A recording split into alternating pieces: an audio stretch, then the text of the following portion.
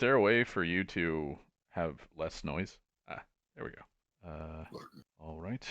And cool. Give me just a second here, and I'm going to post a link in some places, and then we're good to go. Cool. I'm gonna get a small glass for stuff. It's just whiskey. It's not actually stuff. It's not even just, stuff. This guy yeah, doesn't even know what stuff is. He's just not even getting a glass. He's straight grabbing the whiskey. bottle. And that's fine. We don't judge him. Uh. But, better to be honest. Eric, I'm so happy you did that.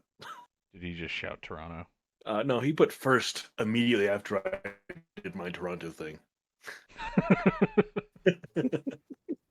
Yep. Toronto first. Dude, that happened before Stream Elements even said that I was streaming. So, All right. wow. Got my thing that aren't. What can I say? I'm good at almost nothing except that. Yep, he's only good at palindromes. What a fucking skill. All right. I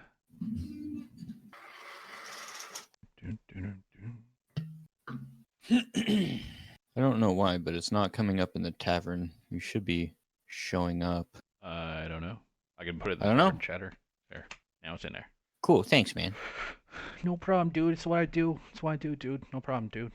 Yeah, one will put you in live stream postings just to make sure that people all show up and watch the cool things. Yeah. Okay. So cool. All right. So, all right. So, okay. All right. Well, I guess we should probably do a quick recap. So, quick recap is in last week's game, the team got back to town, and Dandarin basically rushed Gruddock to the hospital so that the local doctor, Hoost de Jarasco, could look at Gruddock and see if there was anything he could do. And Hoost told him that there's a dragon shard in his chest that is currently piercing one of the chambers of his heart, and it is simultaneously absorbing something from him and replacing it with something else. And he goes, even if I could pull it out, you would now have a hole in that chamber, and he would die. And I wouldn't be able to heal him in time for that. Dandarin decided that that was not an acceptable risk, and Hoost said to figure out something fast, or else he was just going to die sort of right there on the table.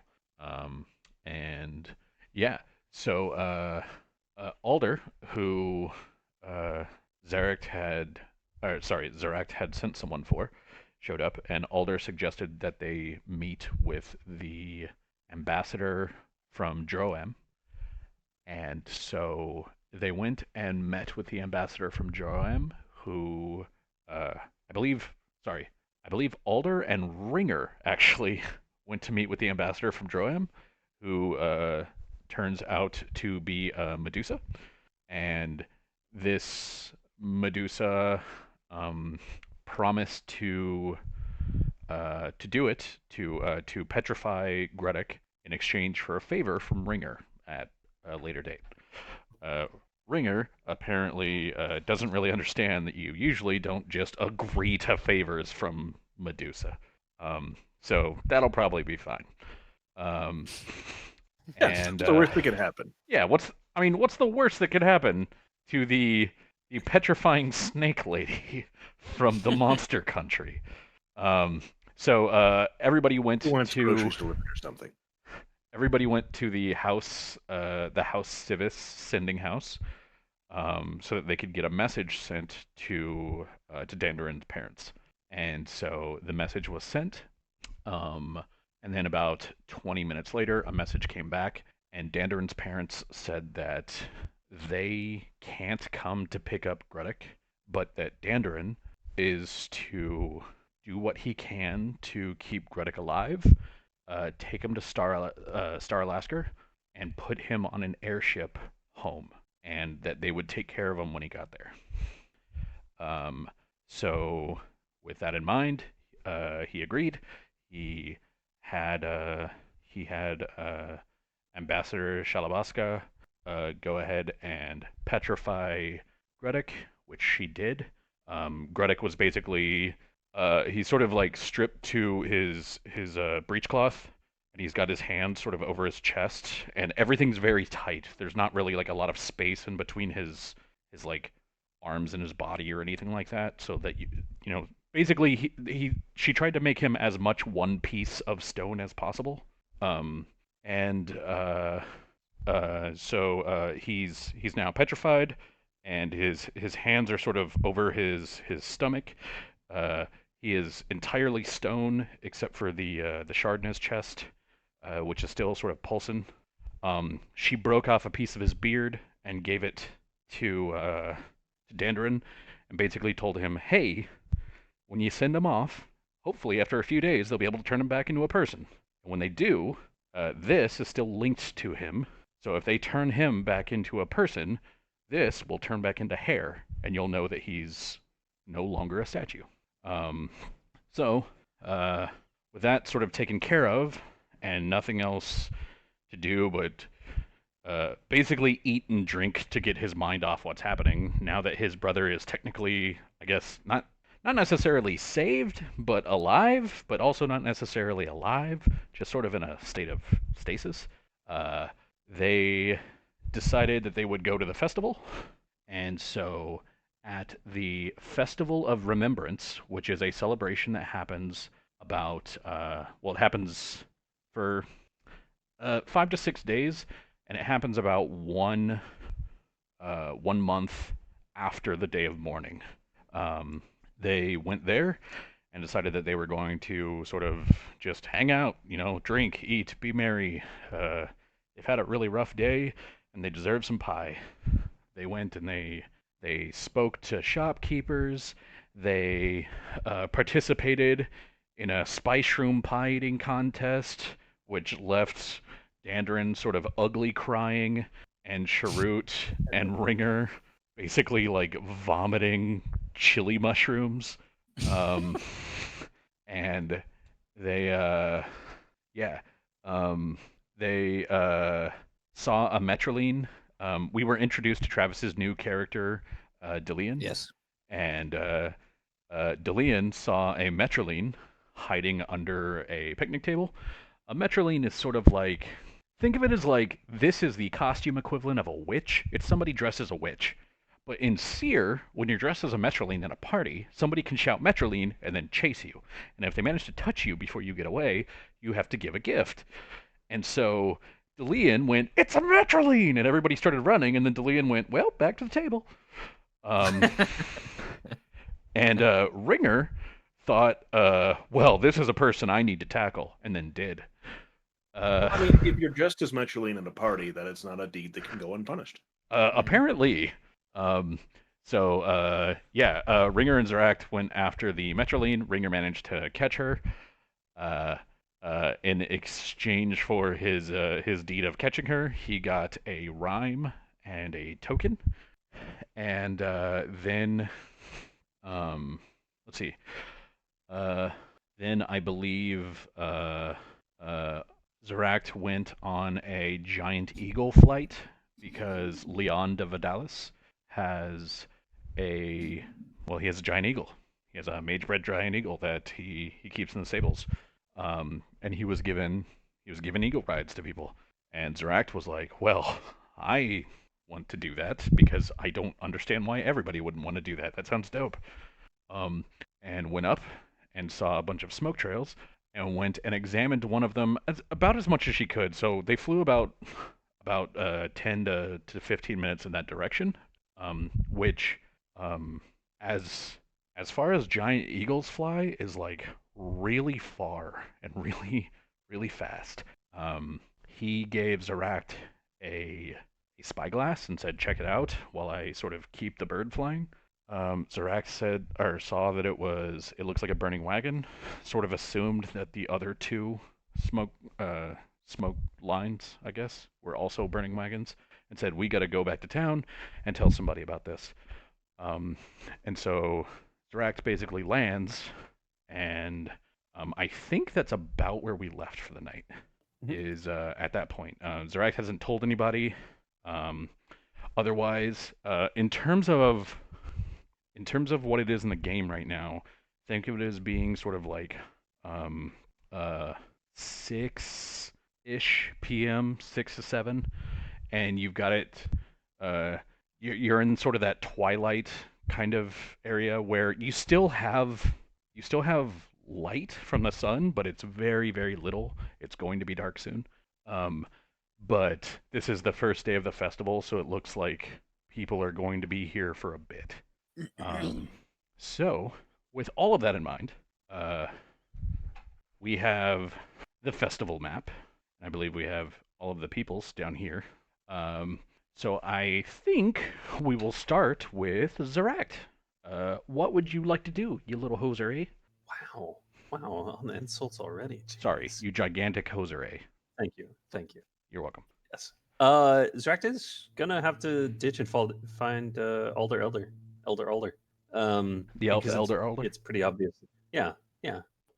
Because it's pretty obvious that this is yet another opportunity for Shifter Scouts to show that they are extremely capable in the field.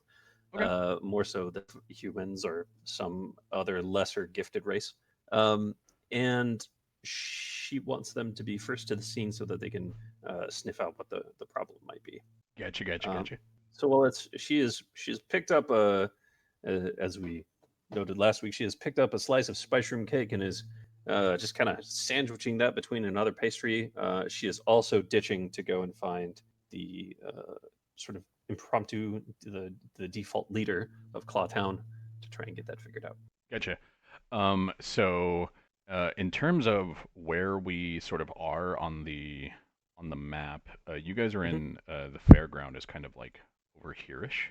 hmm Um, so where are you? Are you just going straight to Clawtown? What are you doing to sort of seek out Alder? So what I imagine is probably going to happen here is just on the off chance that Alder is over by the House Jarasco um, healing area, Zerect is going to swing down and then over to there before looping back up to Clawtown. If Okay. you saw the finger pointer that I did. Uh, Vaguely. Can you do it one more time? There you go. Okay, so you're gonna go down there, stop by Drasco, and then go up. Okay. Mhm. Um, yeah, you will.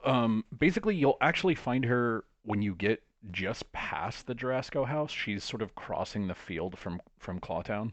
Um, you see her. You see her walking with a. You've been here for about 3 weeks, right? Okay.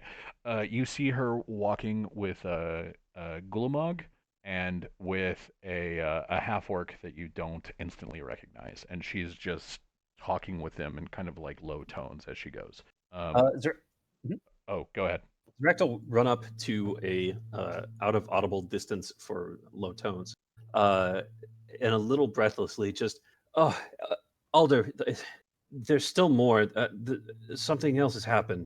Um, and yeah, you'll see Gulamog and the half orc both sort of like look up at you and then look at her, and she shakes her head and says a few things, and then kind of looks towards the fair, and you can just barely pick up her normal voice as she says like, "I'll meet you there," and then the orc and the half orc start walking in that direction, and Alder starts walking your way. Oh, and I got an Alder token now. Look, Oh, look nice. how older she is. It's the same drunk dude. It's just wow. That's good. Yeah. Shifters are hard to get Yeah. uh, tokens for images. So Is there, yeah, she'll walk over and says, "That was an important conversation that I need to get back to. What'd you then I'll try and find?" keep this short. There's I was up on an eagle ride and we saw pillars of smoke. It looks like there have been 3 more caravans attacked and they're currently burning in a couple of different directions. It would make sense to send scouts out since ours will be faster and more likely to sniff out what happened there. That's. I was just discussing with Gulamog the first caravan that you found, and now you're telling me that there's 3 more. Yes. Well then, uh, she'll want to send the ogres out on a war party, but I think that I can convince her that the scouts would be the way to do it first. So, can you give me general locations? I can, absolutely. And additionally, Leon de Vadalis was up with me in may be able to point you in the right direction as well with his eagle. Mm. But generally, and Zeracta will kind of like point in the general directions where she saw the smoke and say that the smoke is still billowing. If we hurry, you get folks out there. I imagine that we should be able to find him before too long. Good. I'll head back to the tents and see if I can get some of our faster scouts. And barring that, I'll be able to get some of our more sober ones to take it on. Uh, By the by, do you happen to know where Bluck is, by any chance? he's. From what I know, he was at the fair making sure that nobody tampered with the fields too much. I He's, guess I'm headed back in that direction then. what do you need Bluck for? Oh, your Mhm. portal. He's a he's a gatekeeper, so it comes with a certain kind of outlook on these things. But he's still a druid. He's got a better sense of it than others. Druid or not, you may want to wait before you have him shut it down or keep the gate. There's, the safety and growth of the town to consider. Hmm. My thought was more of a steward role rather than protector or I guess resolver of that particular opportunity. Someone Well, just to make sure that the balance is maintained. well, it would be good to have him as an advisor, and he's an advisor that we should suggest to Orgev tomorrow. Uh, I have already put in a word at the manor, and Orgev is planning to meet with a lot of you, your group, whatever it calls itself. But he can be someone that we request to have a presence there. But the gatekeepers understand that the gatekeepers don't work for the city. Bluck stays here. He helps. He assists the farmers with tending the crops and taming the animals. But he is no friend to New Seer. And if you want to be a friend to New Seer, you may have to realize that Bluck is not the way to go. If you don't care about that, then seek him out. He's typically not hard to find because he's very obviously trying to be inconspicuous. As I said, it's in my perspective, gatekeepers have a particular path that they tend to follow in regards to these things. Not all of my friends in the Reach are gatekeepers, and being distant, they might be not only better potential contacts for the situation, both because it would take them some time to arrive, but also because they're less likely to roll in with an iron fist Ah, or harsh proclamations about what must be done. well, if you do end up needing to send a message to the Reach, you can usually have it done at the sending house. Um, I haven't had to send one to the Reach myself, so I don't know how many relays it would take. Thus, I don't know what it would cost. But it shouldn't be too much. Uh, I had to send a message to the principalities a fortnight back, and that was a scant dozen Galifar. So you should be it should be within your means. Somewhat reasonably so. I don't mean to hold you much longer, but your opinion, briefly. Uh, the situation we talked about at the mine, Hampton, was it? The one who oversaw the chits. Yes, Hampton Earmalk. Who's he connected to? Well, he's in Earmalk. It's a noble family of, I wouldn't say renown. Uh, I would put them at being more infamous than famous, but they tend to come out on top of things. I would My advice to you would be to tell Orgev what you heard. I requested that our meeting be private, and so it will be. Only those that we have asked for him to invite should be there. Uh, so you can be honest with him. But as for what would happen or will happen when you are, I don't know. Uh, I'm not I'm not actually a leader here. I'm not actually a noble here. People might ask for my advice and do what I say, but I don't come to this by blood or barony. I just have a few decades of experience on a lot of the kids around here. Well, one of those is more important than the other. Well, Regardless, that's I because appreciate your. you also don't come to anything by blood or barony. That's beside the point. Zeract is thoroughly amused by that observation, but it's still true. All right. Well, it looks like both of us have things to do. When is the meeting again? It should be tomorrow after we break fast, so think of it by ninth bell, I'll be there. right? Well, I have to catch up with Gulamog and one of her sons so that I can uh, tell them what's going on and convince them to let us handle it for now. Then So, I'll leave you to it. And Zarek will nod and begin to take off. all right. So, back to the fair. Woo! We we've recently finished a wonderful spice shroom eating competition in which more than half of the party is basically racking themselves with nausea right now. Um, However, there are a couple of calls going out for uh, for anyone who would like to have a few last twists of the tago or a lesson. Uh, please come to the stage. All those, Siren and not, are welcome to learn. We seek only to share with you the dance that made the halls of Metrol famous. And this has basically been going on for a couple of hours over here at the stage, and there's been people like boys and girls. There's been people that you know clearly have some skill in doing this because they're not just continually falling over themselves. And there have been people that are doing it for the first time and they're trying the footwork. And for most people, this typically ends up with a bruised butt. Um, for one very tall and very portly human man, it ended up with him sort of launching himself off the stage. He started doing that sort of like pinwheel my arms and move my feet to regain my balance thing, and it just sort of ended with him running. And he just ran, and then he ran some more, and then he was airborne, and then he wasn't anymore. Um, but yeah, for anyone from Seer, so Ringer and Delian, most likely, um, uh, if you guys didn't grow up dancing the tago, you've at least heard of it. But this is one of those like everybody does this sort of things. Mhm. Um, um, and typically at a festival like this, you can find people like learning the different styles. Think of it as like, this is my version of Riverdance. Yeah, well, this is my version of Riverdance. But like, they're all Riverdance.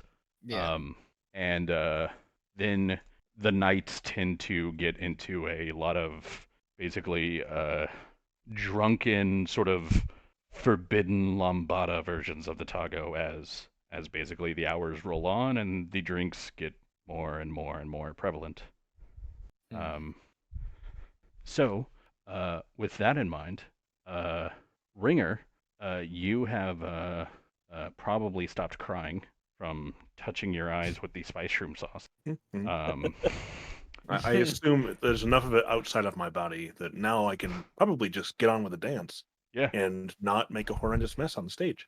yeah, and I believe that you actually have some skill at this. An amount. I have been taught to do it. I do not do it well. Yeah, so there's a trio of people that are sort of directing people, and when you get up, there's a human male, sort of close cropped hair, very blonde, and he says to you, and he goes, "Koravar, eh? What do you know? Making style, Eston, Metrol?"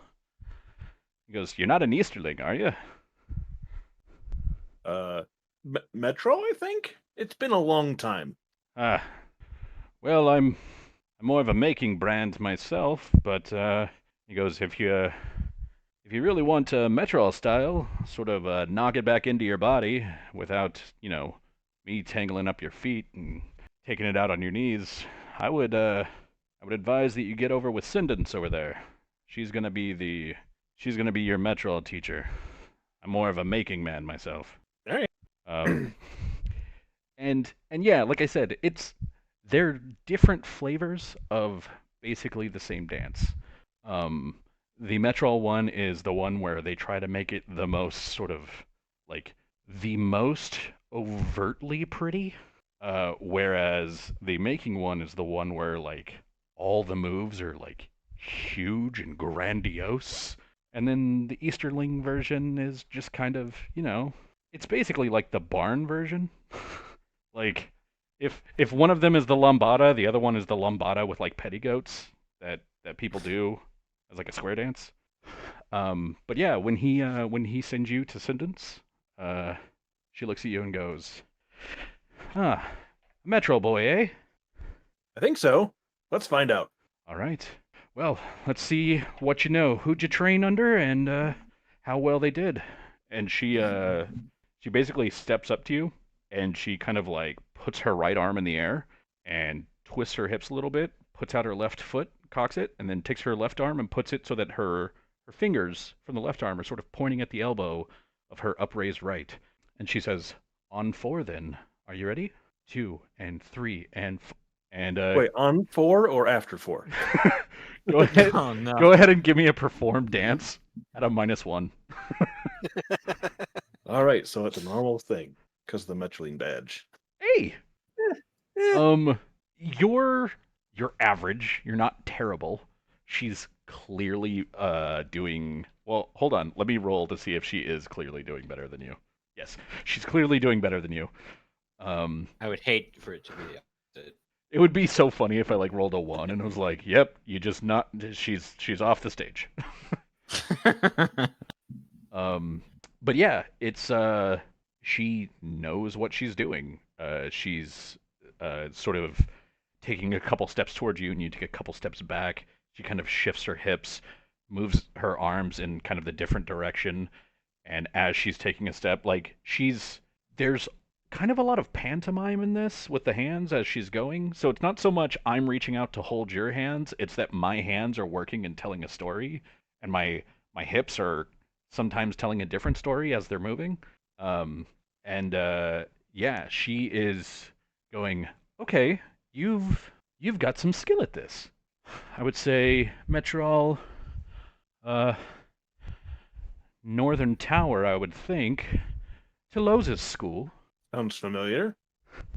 She says, "All right.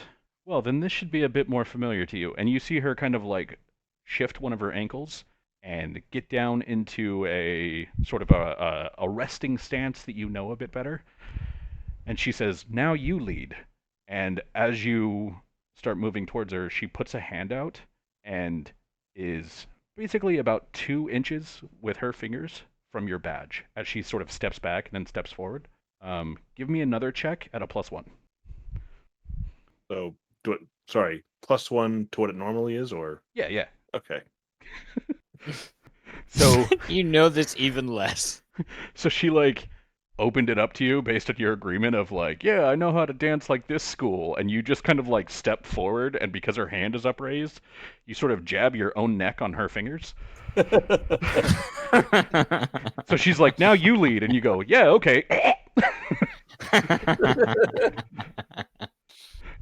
and and she steps back and she's looking at her hand and looking at you and going like, "Are you okay?" Are you well? Yeah, no, my throat still hurts from the spice shrooms. It's fine. I'll be all right. It's just you should lead. Okay. Supposed to be a trade-off, back and forth, but do you know the mantled star? What's Yeah, I pinned him back in '96. He was a hell of a fighter. Hell of a fighter. Yes, it's a bluff check.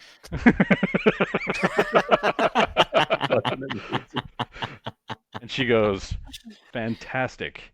And she goes, "Dimus Ult invented the mantled star. I learned it from his daughters. So this is one that I know well. I can lead you on it. Whoever starts leading keeps going. So let's do this. It's a little awkward at the beginning, but I think you'll get it by the second or third round in."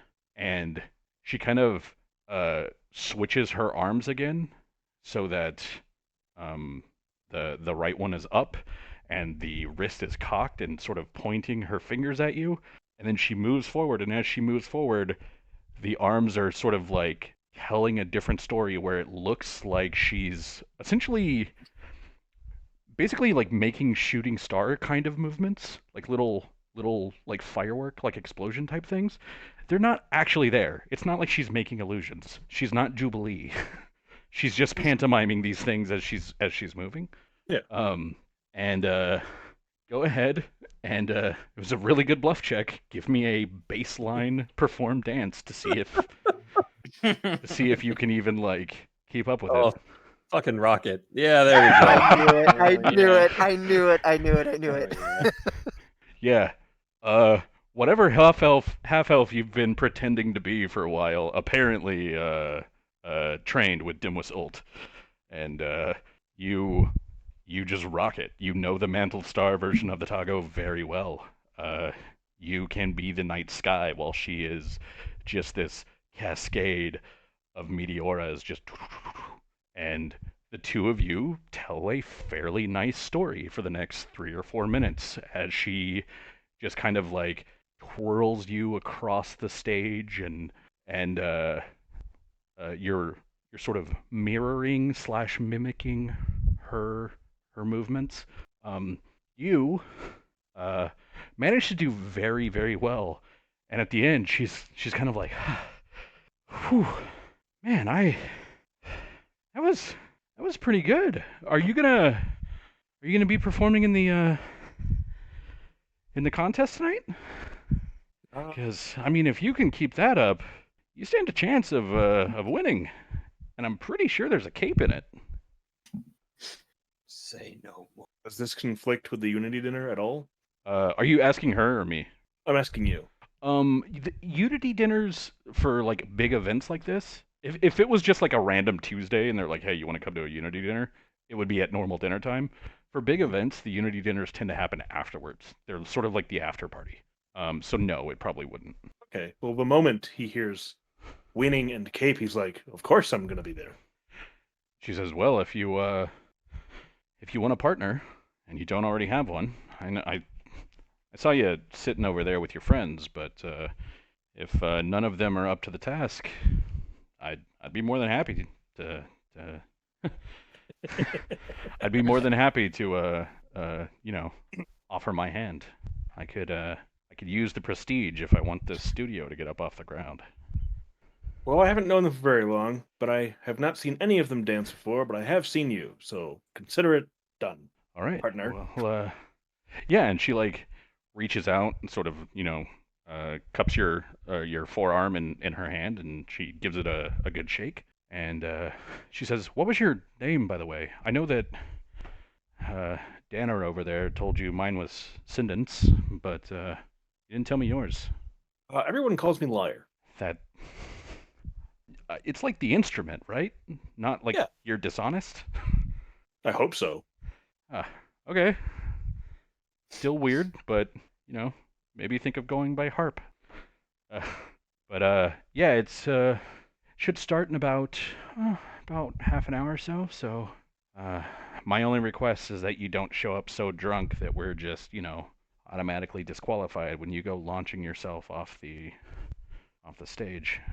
Oh, I have a long night ahead of me. I don't plan on getting that drunk. Well, you're carrying 3 bottles of wine, so That is for later.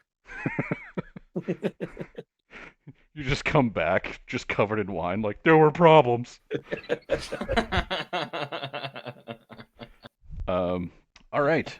So while Ringer's doing that, does anyone else have anything that they wanted to do? I believe, Dandarin, you said that you wanted to go to the Vine-Off. I might be wrong about that. Somebody said that they wanted to go to the Vine-Off. I think I wanted to grab something from the Vine-Off and then listen to some stories. Yes. Because goblin stories. I want to hear more goblin stories. Gerblin stories. So yeah, you wanted to go to the Vine-Off. Yes, and I will extend an invitation to both Dan and Dillian. Dillian. He'll answer to any semblance of it. Dillian. Okay. Yeah, I'll extend an invite to both of them. Shurut, grab drink. Listen to good story. You come? I've had enough drinking, but I'll come. Kind of pokes Dandrin. You too? He seems to be dead. Yeah. Dandarin says like, sure, I can go for a story. Yeah. Stomach, my brother, my stomach. My stomach, my brother, my stomach. I'd love to, if only this small child in the background wasn't watching some sort of magical moving picture with talkie bits. One of them talkie pictures. I believe they call those movers. You're right. All right, Varric. Yeah. So, Sharut will take these two to go listen to Darlal. Arm in arm. All right. Give me a sort of give me a perception check at a +2, basically just to see how long it takes until you find her. Okay. Okay. So yeah, it just takes you just a little bit to sort of pick up on where she is, and she's in this smallest tent over here. Okay. And 1 second here. My computer just did a thing, and I don't know what it is. All right. So, Dillian and Sharut and Dandarin. Yes. So I'm gonna move your guys over here so that I know where you are. Oh. Okay. Yeah. The three of you enter the tent, and it's so the tent is basically like when you walk in, you can immediately walk to the center of the tent, and you see that in this tent are some of the smaller time performers. You see there's a couple of jugglers. You see a sort of a fire breather. There's a there's a man who has a pair of skunks that look like just pristine, but they're also skunks, and he's basically doing tricks with them off in one corner.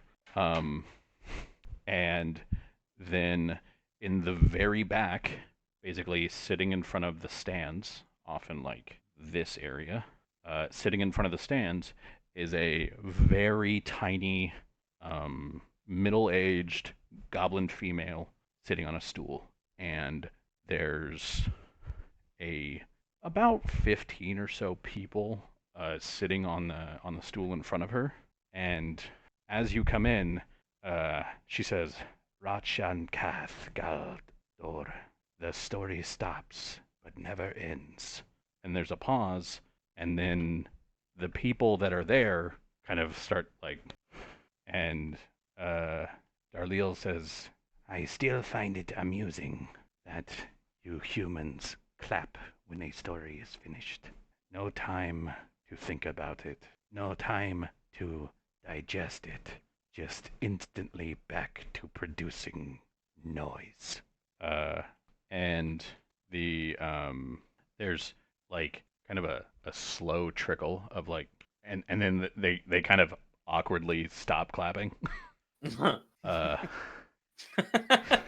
And Oh, my bad. Sharut, you see sort of a wry smile creep up on her lip, over like one of her canines, and then she turns her head and notices the three of you coming in, and she sort of waves her hand at the seats and waits for the three of you to sort of settle yourself, and then once you do, she says, "I believe I have in me one more tale to tell, and this I leave to the group of you. Please tell me what you would like to hear, and if there is a song of it kept in my books, I will read it to you and share this with you." And then she sort of like spreads her hands and lets people basically ask their questions or call out what they'd like.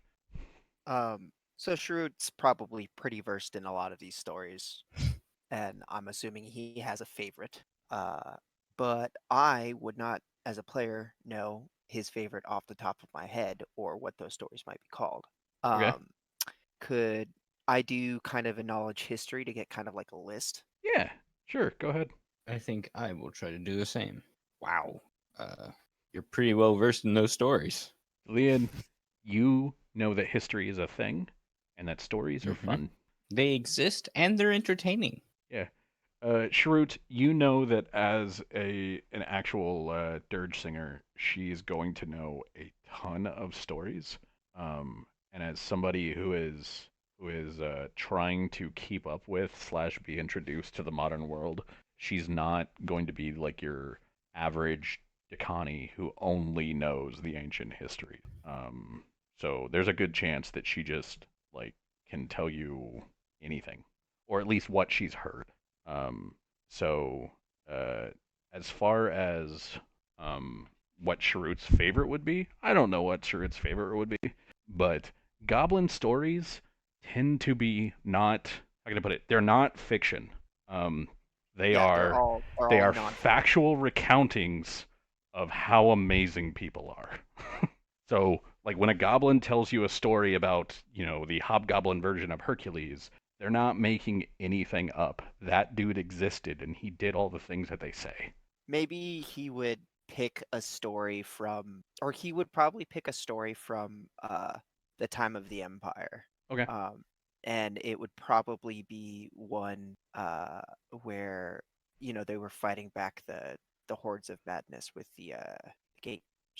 Ah, Sharut, my student, wants to know about strange bedfellows and how enemies can come together to work as friends against bigger and graver threats. Is this what you seek, Sharut? Yes, Well, sure, favorite. uh, she she nods and she takes a breath. She says, Rachiana, the story continues. In the time before the fall of the Empire, a great darkness began to leak into the world, and this darkness brought with it something that the Dakani had never encountered before. It brought with it dreams. It brought with it imaginations of the ungraspable. It brought with it fictions, fictions unknowable and undiscoverable. To the Dakani, these things would be as nightmares. You must understand that to introduce a completely foreign concept to a mind incapable of imagination is doubly hard. You are not asking somebody to fathom something they have never seen. You are asking them to learn to fathom something they have never seen. All at once, the people of the great empire were introduced to a way to think of things beyond their knowing, beyond their kin. And they did this in their most vulnerable state. They did this in dreams. And she goes on to tell a story of basically the horrors. Like it's a very cut down version of this. It is the horrors of what the Empire was going through, because Hobgoblin society is a very regimented society. There's a caste system. Everybody has their place in it. People do what they're told. It's very, very strictly ordered. And suddenly they were fighting creatures of these, like, just intense and insane chaos. They were literally fighting the concept of insanity. And she says, it came to the Dakani to need to reach out to those who previously had been their enemies. The orcs of the marches and the mountain. The orcs of the swamp and the plain. Those who, for so long, seeking to cast off the yoke of the Dakan. Now the Dakan had to seek them out as allies, brothers in arms, for they knew that they had a greater enemy that they would have to band together and defeat. And she talks about the sort of initial treaties that they talked about, the fights that were still happening, as the very sort of like you can do what you want, like you have all of opportunity and possibility open up to you, and all that's on you is the responsibility to grab it and to not sort of rock the boat that the orcs have, combined with the hobgoblin, no, this is your place. And so people were in this very uneasy alliance, but they managed to actually get the job done by working with the gatekeepers, by working with the orcs of the Reach and the Marsh. The Deccan were able to seal off this darkness and to protect all of us who would follow after. And this only came at the expense of the greatest, most advanced, and most prolific empire that the world has ever known. But what goes on from there is a story for another day. At Shangath Kaldor, the story stops, but never ends. And there's a pause, kind of a silence, and then one of the humans in the tent goes, "Yeah!" And then like he just gets elbowed by the guy next to him. Sharut is, I think, just silent and letting the story sink in, because even though he's heard it before, he just likes to reflect on it every time he does. And I feel like he might be reflecting that, or a little bit like the story might have lost some of its potency because it's in a foreign tongue, but it still has a lot of the same meaning in a lot of ways, because there's some words that aren't easily translatable to common for the Dakani. Yeah, and it's actually like Sharut would probably know this. It's a testament to her skill that she's able to tell the story. Like Sharut knows both languages. She's telling the story word for word from memory in a different language, and it's as close a translation as you could get to the original. That's basically what like dirge singers do. The fact that she's probably able to tell this story in 5 or 10 different languages at the very least. It's suitably impressive. But you Sharut knows that it would probably sound better in his home tongue. So, Dillian, having heard the story, are you doing anything of note? I'm just enjoying the story, and I didn't really absorb the information, but it was more so he enjoyed the act of, like, he enjoyed watching her tell the story more so than what she said. Yeah.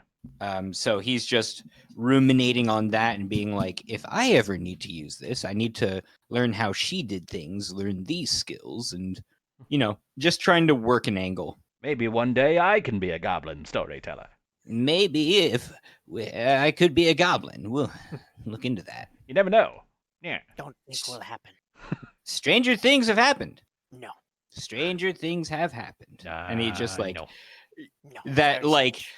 that thing where where people just like try to end the conversation by repeating the sentence just slower and nodding their head. That's Stranger what Louis things is doing. have happened. Stranger things have happened. Oh yes. Too strange. No. So, go ahead. Once the story's over, that was the last one she was telling for the evening, correct? Yes, that's what she said. Okay. So once the story's over and the crowd has dispersed a bit, Sharut will look towards his fellows and be like, "One moment, must speak with Darlal," and he'll walk over and Okay, we'll be here. he'll switch over. He'll switch over to Goblin. How was your trip? My trip brought more questions than it brought answers. I have not found what I was seeking. It is a confusing time in the human world. You did not find validity to the rumors that you heard? And she kind of shakes her head and then nods her head and then kind of shakes her head again and she says, I found that the rumor was true, but ill-worded, and of yet I have not been able to determine what it means.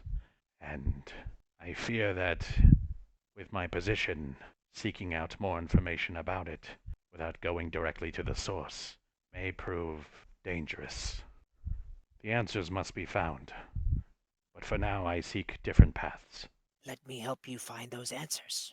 Understand that if we talk now, we talk of uncertainty and of rumor. We talk of things, and she kind of like motions, like she like waves a hand at sort of the tent around her, and she says, "We talk of things that are near gossip." I understand. Probably best for another time. Probably best. And she kind of like stands up, and you see her stretch and sort of pop her back, and then she says, "While I was gone, have you looked in on Right Heel?" Unfortunately, I have not had time. I have been preoccupied taking care of the dwarf's brother. He suffered a grievous wound to the chest that, though I could not heal, I need to keep him in such a state as alive to where somebody could. Ah, well, perhaps your training will increase, and in time you will be able to heal such wounds. And if not, he was a warrior, no? As all the dwarves are. Is it not the Very. place of warriors to die defending their kin? It is, though his brother has still been very disheartened. Well, you can do nothing to save him from his feelings, but you can question him to the deeds of his kin. And perhaps, if you continue on the path you're on, they may earn a line or two in the tale we tell of you. I feel like Shrewd would just still be kind of like taken aback a bit that she is, because this is the first time she hinted at writing a tale about him before, but now it's just kind of the first time that she's acknowledged it. So like I don't think he knows how to handle that, because it's like that's huge. It's a Yeah. huge thing for him. So he kind of he Hey, lets yo, that it's me, process. #1 biographer. I want to tell your biography. uh, so he kind of processes it for a minute, and then he just nods, and he's like, "Believe, I believe they probably will do something, potentially more than I mentioned. See, Well, uh, this is something we will have to see. It would be the first time, but I think that that's what these next few months will bring for us. Many first times. uh, I think so." He nods, and then he's like, "Yes.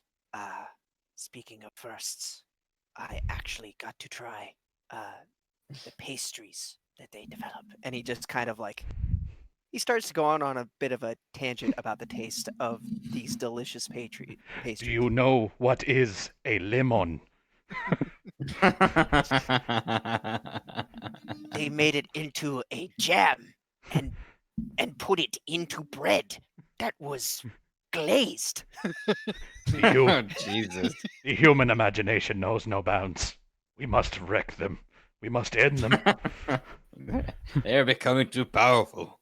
They eat pies that set their mouth on fire. Why? Why are they like this? But yeah, Um, kind of goes off on that tangent a bit, but sure. Uh, she nods and she starts to basically kind of like follow you out because I mean if you're describing pie to her, she's gonna go grab one. yeah, Um, yeah. and then when she starts to like break off from the trio of you, she pauses and she says, "Ah, I almost forgot. Since you are going out from town and coming back, you may need this. I got the pair of them from a peddler. I think you may be able to use them." And she pulls out these two small, basically they look like pins, like a pin that you would put on your cloak, and they're both shaped like feathers. Um, one of them has a stamp that looks like, it sort of looks like this on it, like it's a little sort of makeshift campfire. Um, Okay. and the other one kind of looks like this, like a little makeshift boat. Um, That's a and swan. and she says, "The pair of these may be useful to you in this surfacer crew as you continue to gather information. If you find that you need them, feel free to use them as you must. And Would I know what these are? Like just by do you have seeing them? spellcraft? I do not. Then no. I have. I mean, Oh no, I you would probably know what a Qual's Feather token is because everybody does. They're Mm. some of the most common magic items, but you don't necessarily know what these are. I mean, if it's similar to a feather token, I could probably infer that like one of these is for a boat that's also that acts like a feather token, but it's a boat, and Yeah. then the other one is for like a campfire setting deal. Yeah. I mean, it's pretty easy to infer that, yeah. Okay. So at receiving those, Sharut nods and thank you, Dalal. I'll make sure they're to good use. And Darlal nods and then sort of sniffs the air and starts heading towards the pastries. So, all right. What's basically going to go on for the rest of the night is going to be so it's going to sort of start with the Tago competition and then end with what seems to be some sort of like fair-wide drinking contest. You don't know if there's a winner, but it looks like people are already starting on the drinking contest part. But right as that happens, or right as she starts to walk away from you, Dandrin, Delian, and Sharut from this area, you see somebody who's like holding the lid of a barrel, like he was looking in the barrel, and he goes, "It's a Metroline!"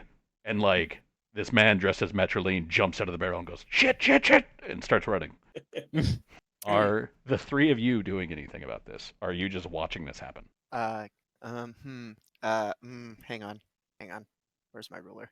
Sharut's gonna charge. All right.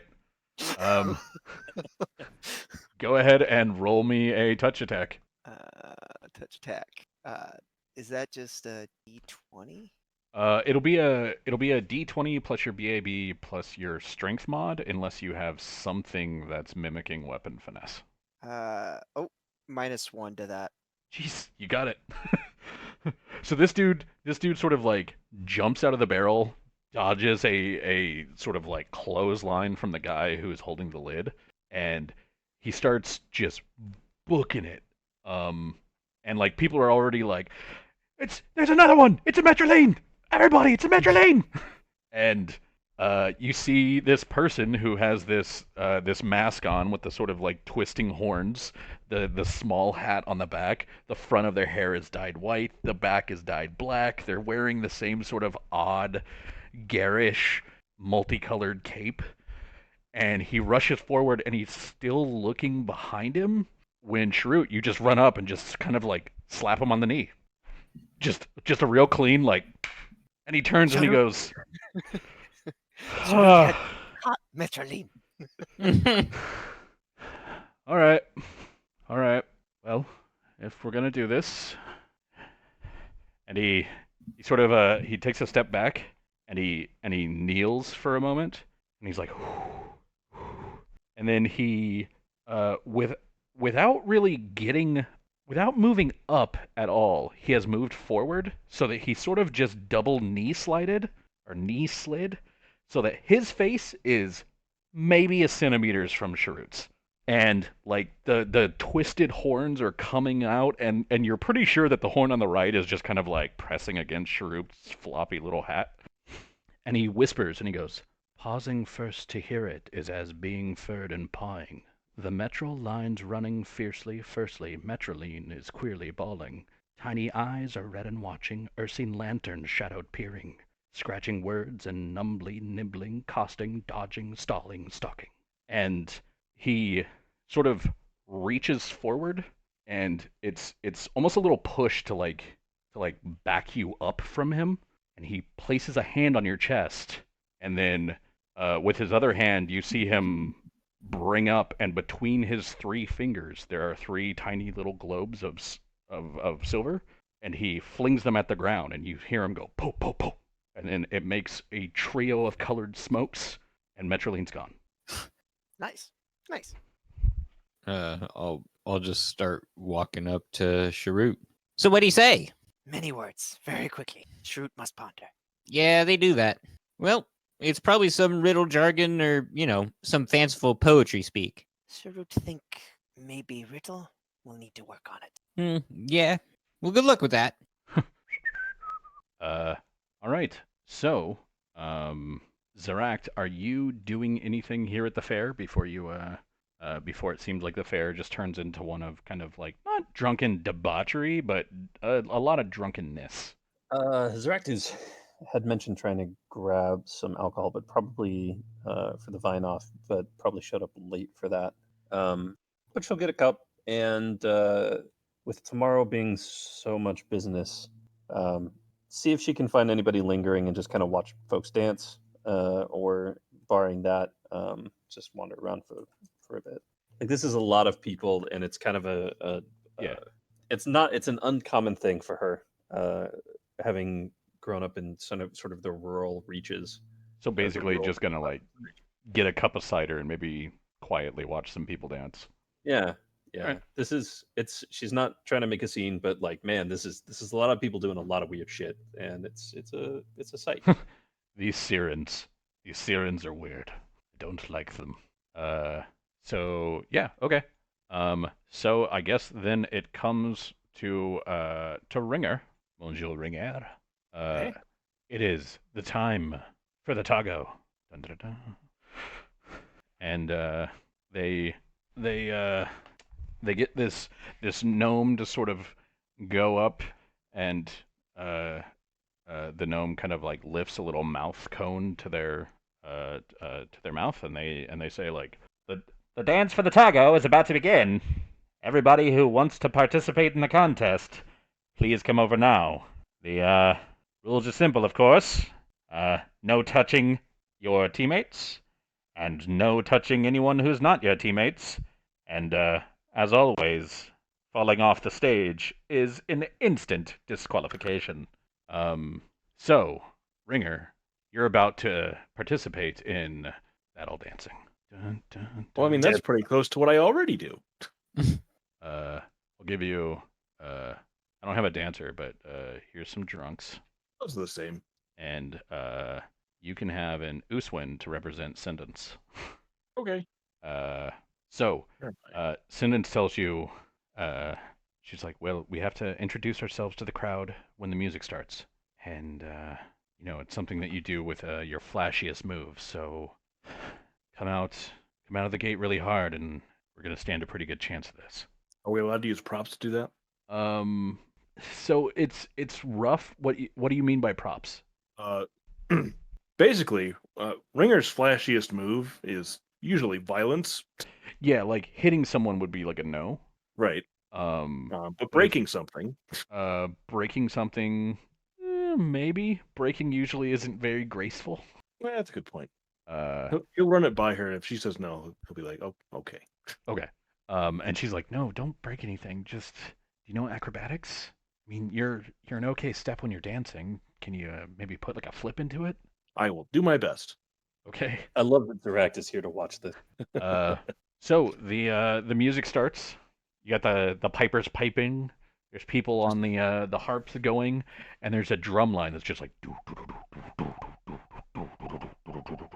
and you see one group come up, and there's a man that bows, and then there's another man that basically kind of cartwheels over him without touching him at all, and then the first man does the same to the second, and then they both get up and they bow again, and the crowd's like, all right, yeah.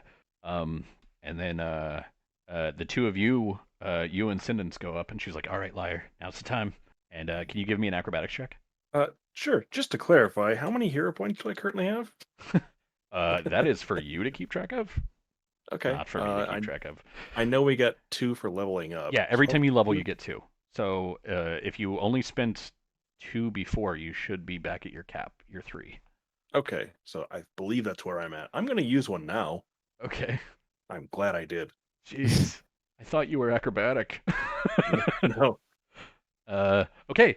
Yeah. Oh, wait. It's counting my armor on that, so you can just add 2 to that. Add 2 to that. Okay, 21. Cool.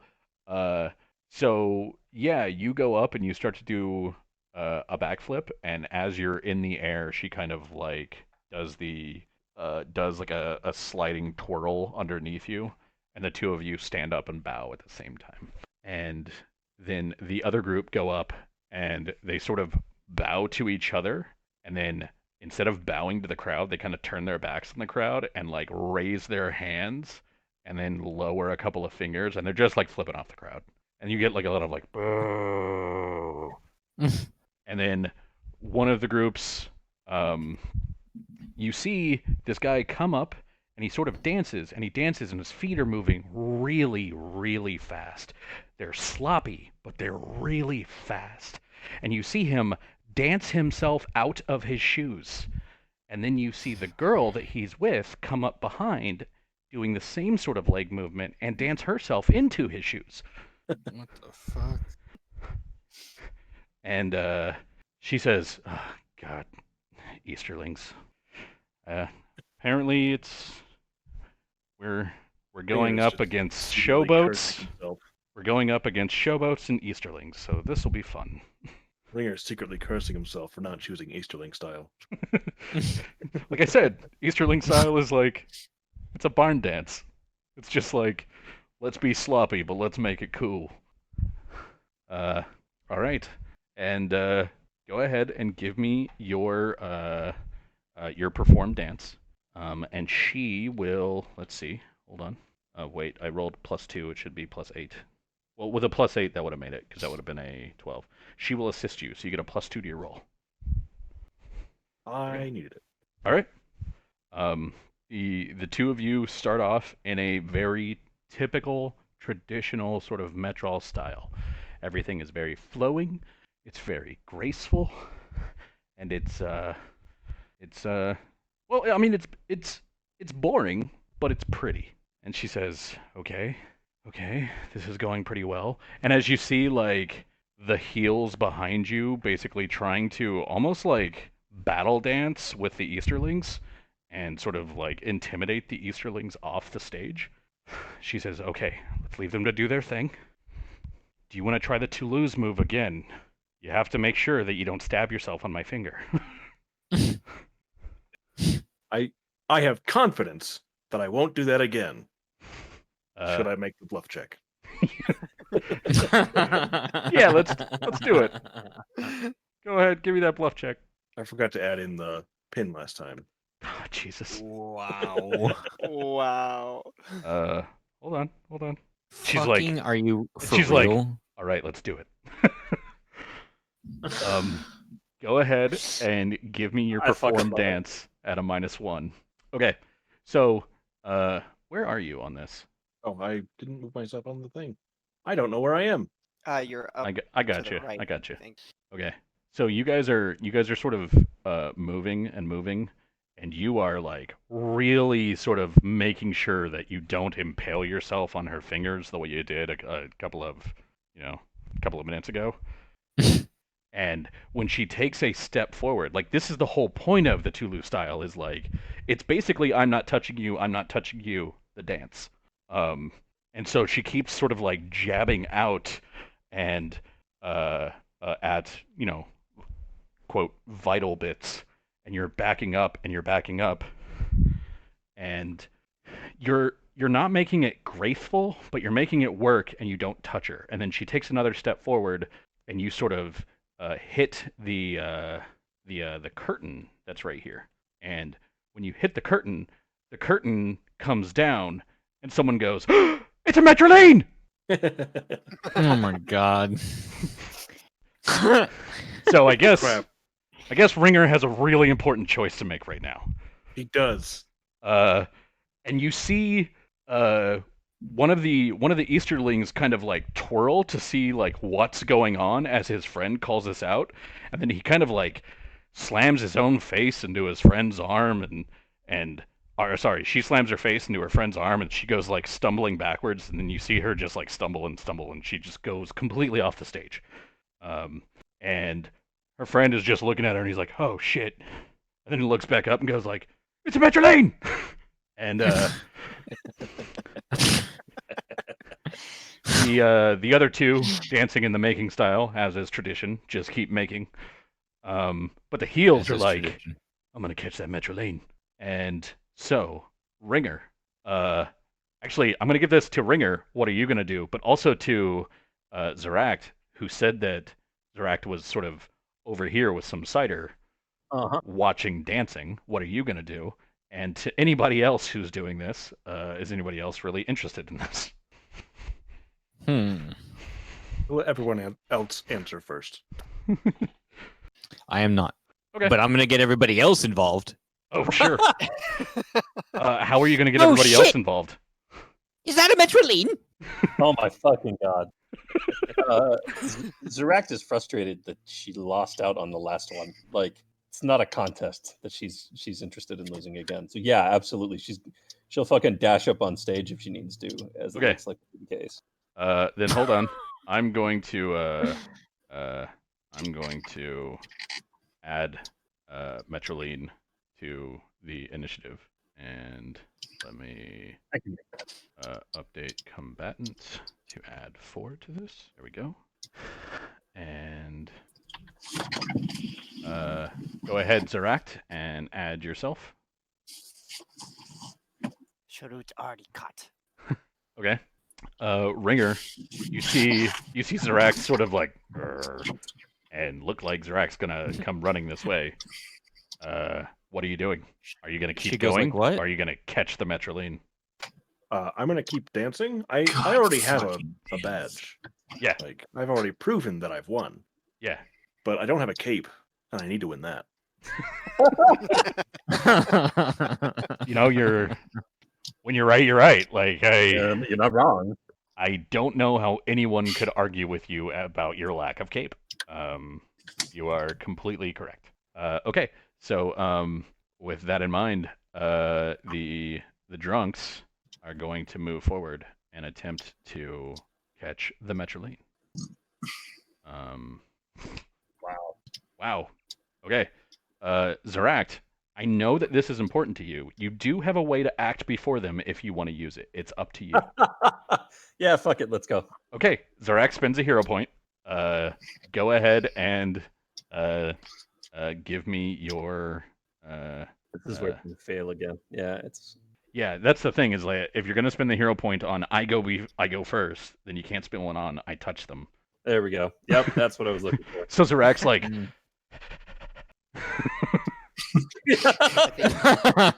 Pretty much exactly that. Yeah. Wait,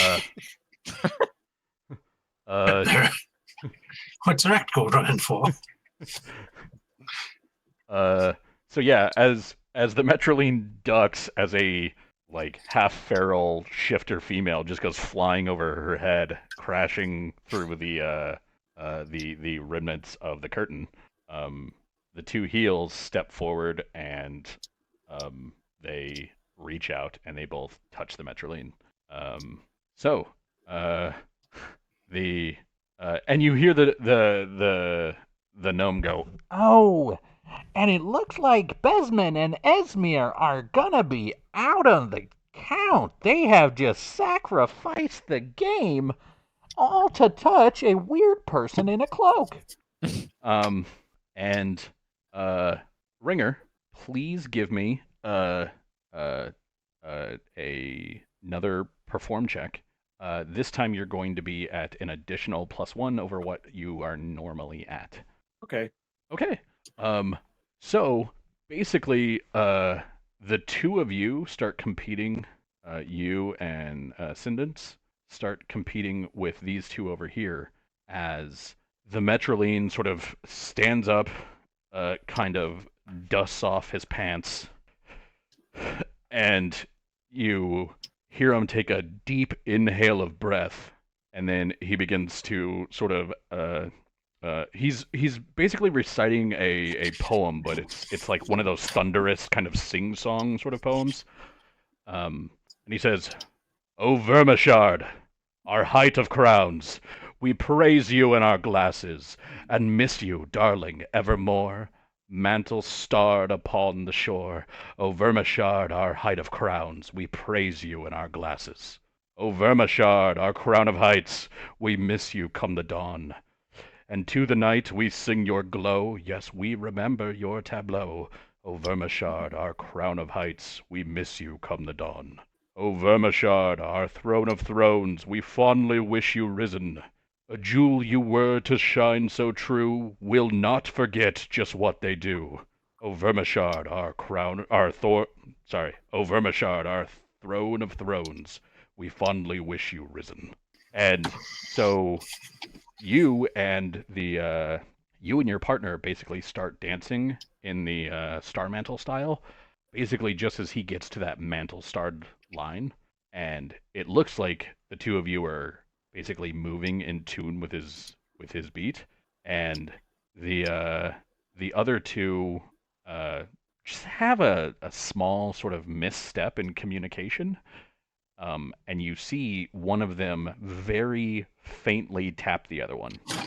Making is basically all about being extremely efficient, and they're trying to get as close to each other as possible and be as sort of acrobatic as possible, and they just kind of like brush one another. And the gnome goes, All right.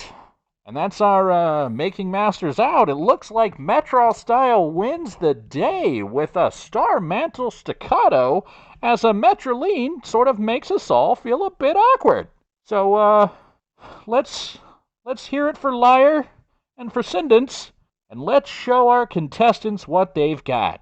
and he brings out a pair of capes.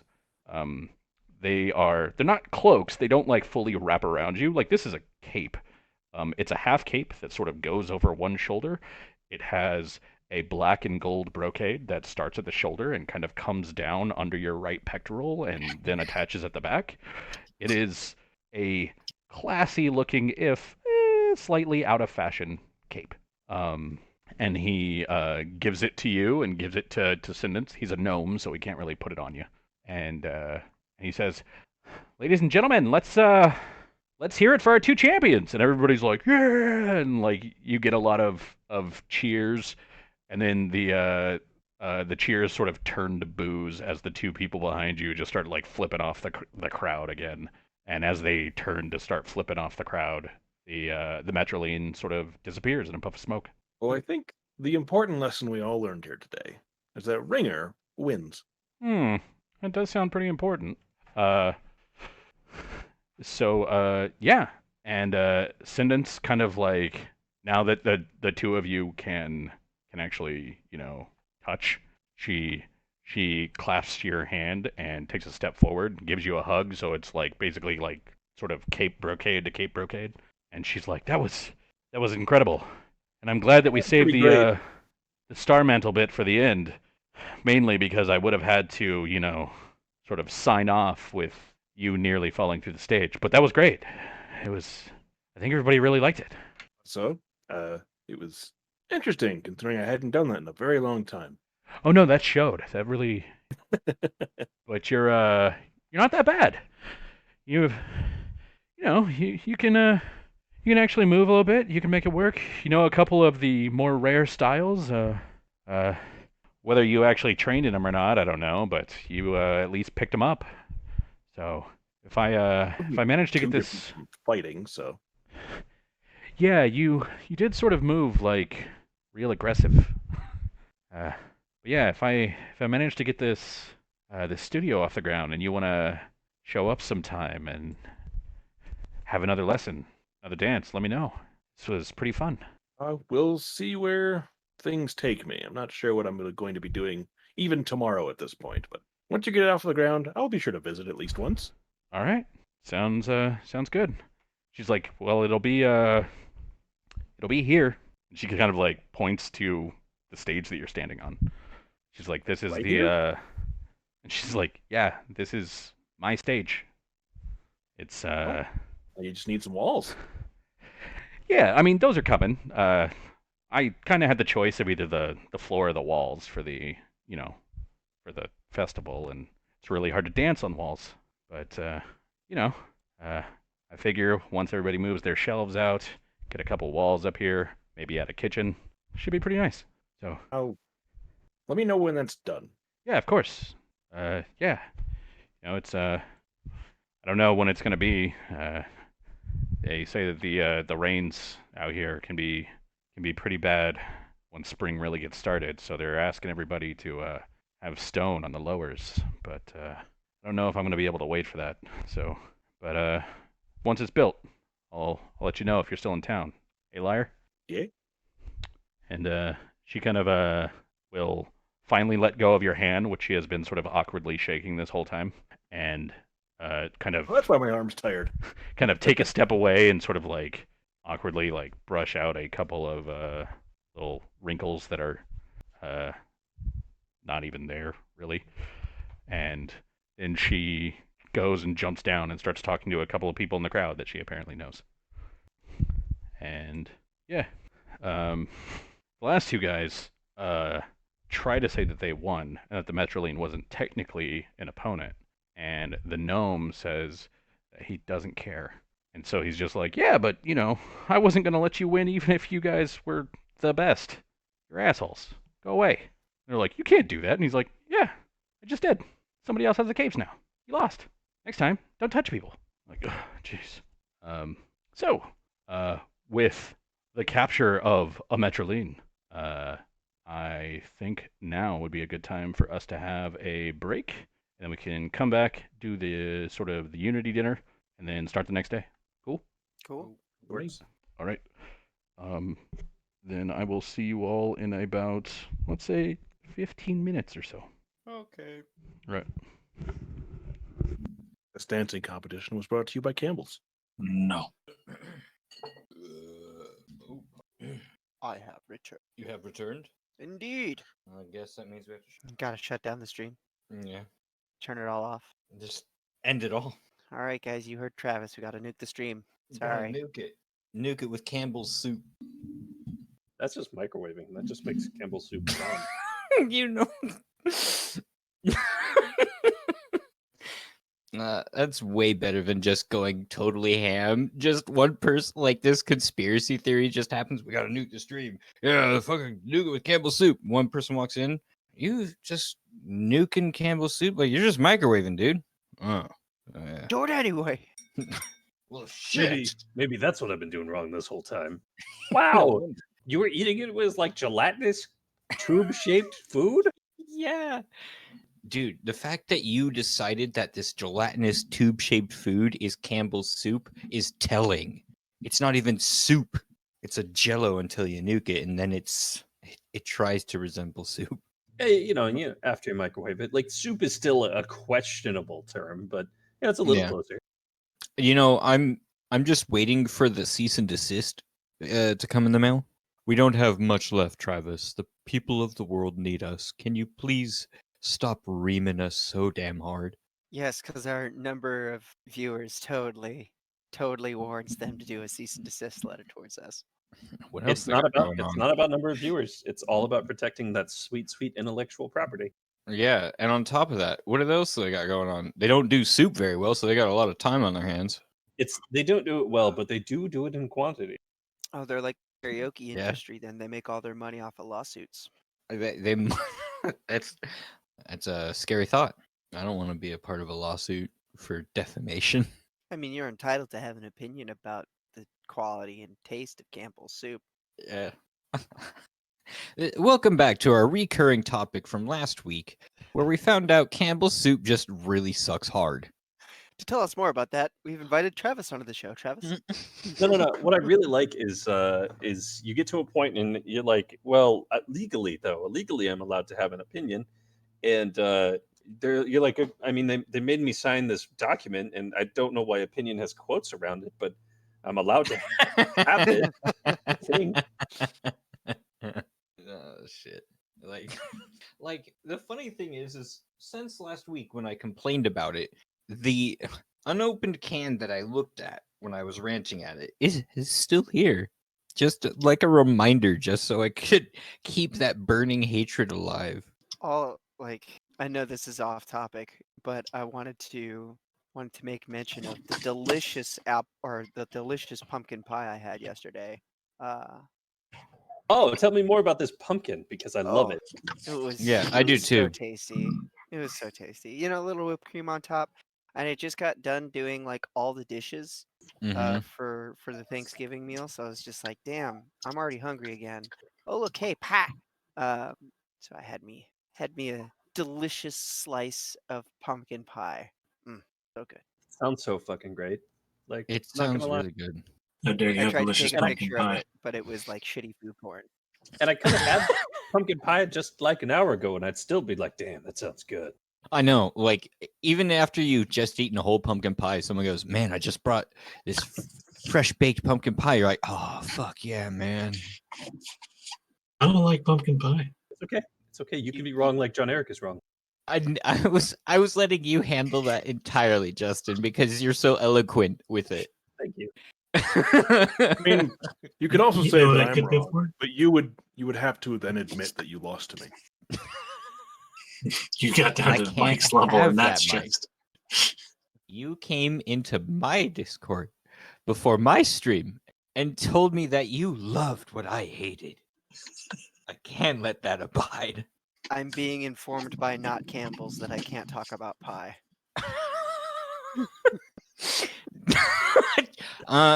It seems that I just had an email pop in and I am supposed to read a prepared statement.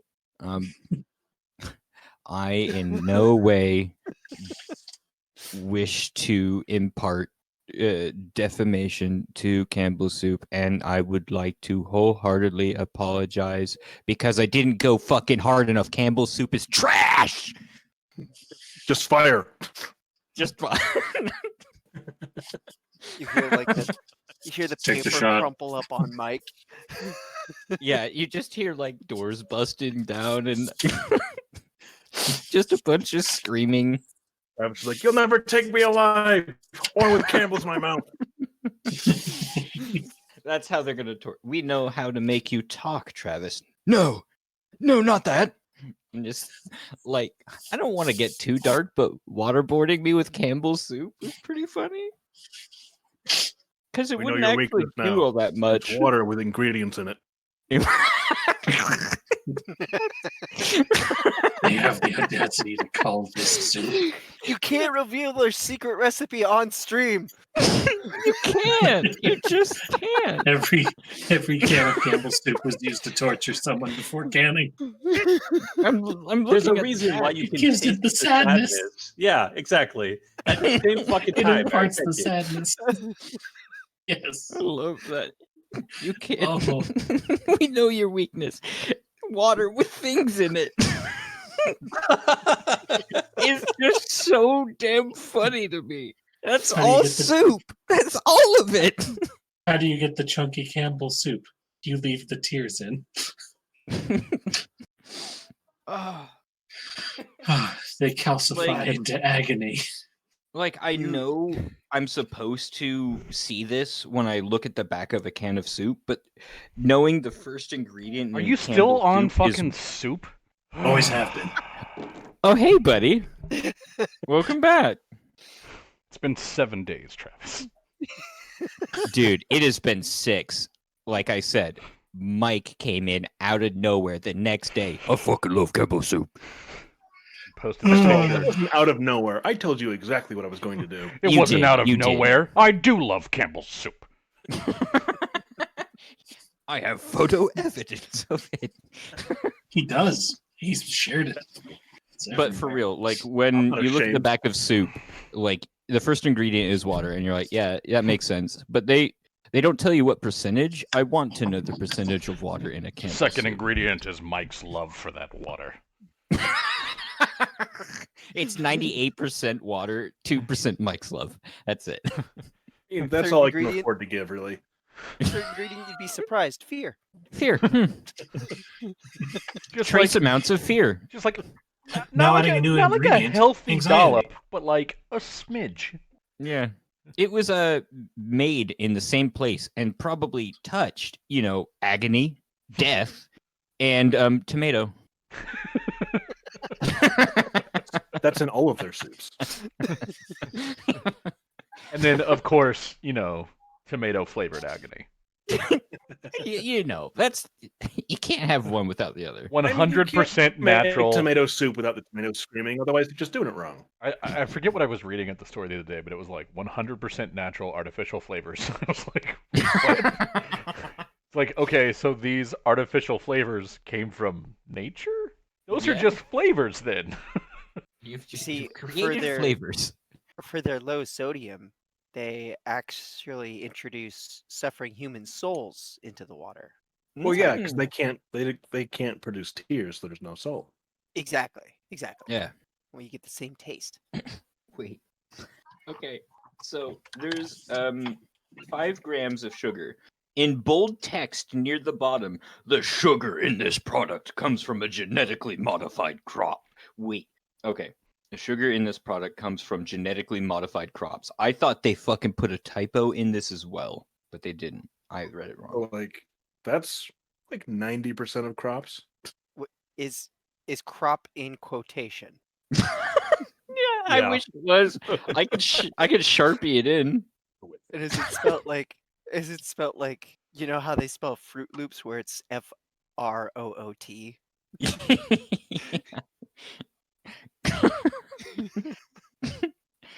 Stupid crops.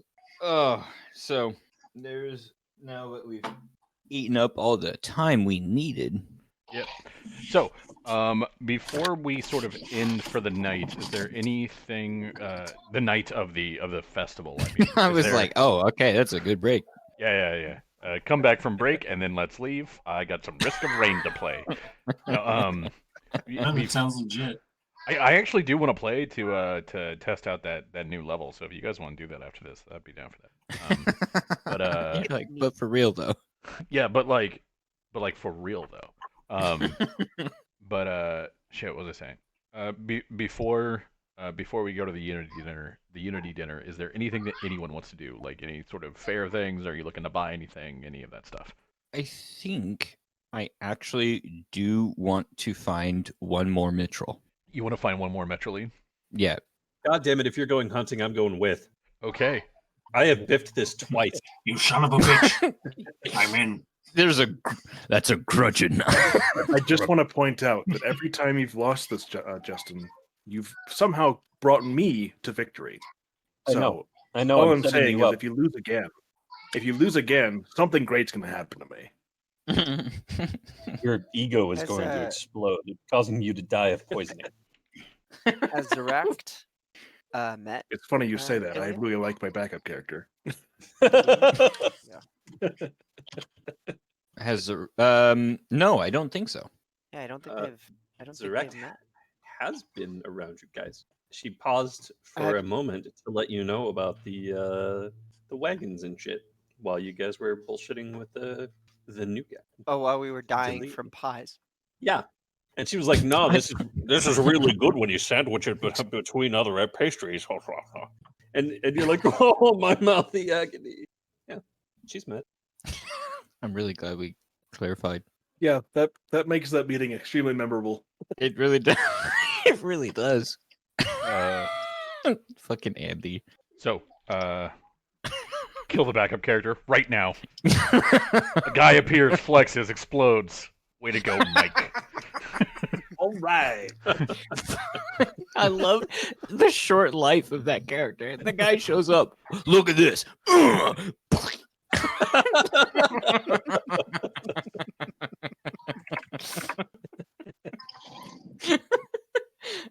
Man, this story's so good.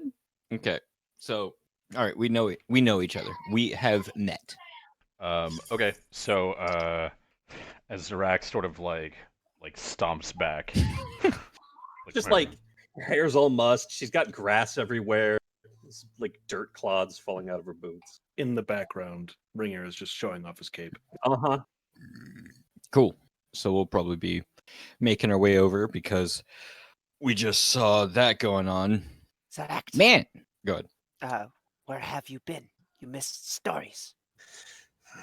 I was trying to get some of the things situated, and then I saw another Metroline, and Did you That catch? damn Should we dancing. catch? no, I didn't. Did you know how not- difficult it is to keep your footing between bumpkins who are dancing? Dillian is actually laughing. Sharut able to catch between drunkards. She's just gonna fold her arms and give you a big stare. Hmm. Hmm. Sharut looks real confused. Like, how have No, you not no, catched? we're finding another one. That's what's happening right now. No, this cannot stand. Well, okay. So, how was your fall? She just throws one of the ever-present dirt clods at Dandarin. It was a fun time. I had fun. It was. Have you seen a Metroline Wow. around here anywhere by chance? No, but I'll be sure to point it out to you if I do. Excellent. I don't know. Let's find out. It's a Metro Lane. Get him, son of a bitch! Ah! Dandarin's the one that catches the mystery. Yeah, he just like He's actually just bent over tying Catch his him. shoe, They and they just- run into him. Metroline just runs into him. Yeah, Metroline runs into Dandarin. Oh, I'm so sorry. I think at that point, I just Ract just in a fit of rage, lifts Dandarin and is like, "If I kill you, I get the trophies too." that's not how that works. It's not how any of that works. Oh, the trophy's like the WWE title. We must meet in the ring. I'll see you in It's quite a circle, is it? It's okay. You try kill. Sharut here. Anyway, Dillian, there's no way I could possibly just- find a Metroline here. It's already been, what, 3 of them? There's just no way. No possible way. Okay, so that's the thing. It's not just a perception check. I actually need to know what you're doing. It's not just. fantastic. I'm Yeah, glad you asked. the reason that Dillian found one before is because he sat at the table that one was hiding under. Yep.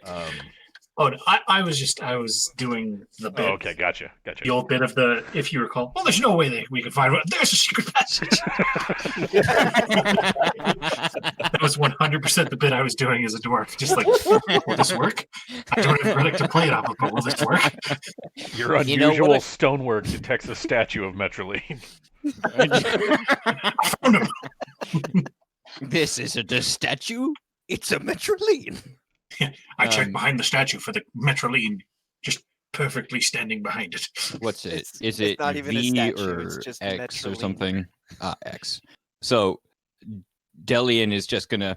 I think that we haven't checked over here yet, and he'll head over this way, and he'll Uh, start looking at the tables and in barrels and shit. Okay, that's I guess actually I'll follow.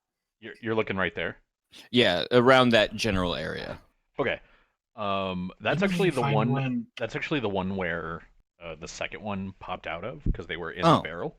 Yeah. Oh well, then So Fuck. as you start heading over in that direction, no, that's one Sharut cot over there. oh Points in that direction. I Well, then think I'm over out of in this ideas. direction is probably where the next one might be. We haven't checked the north. We Yeah. saw one over by the pies. We've seen the south. We've seen the east.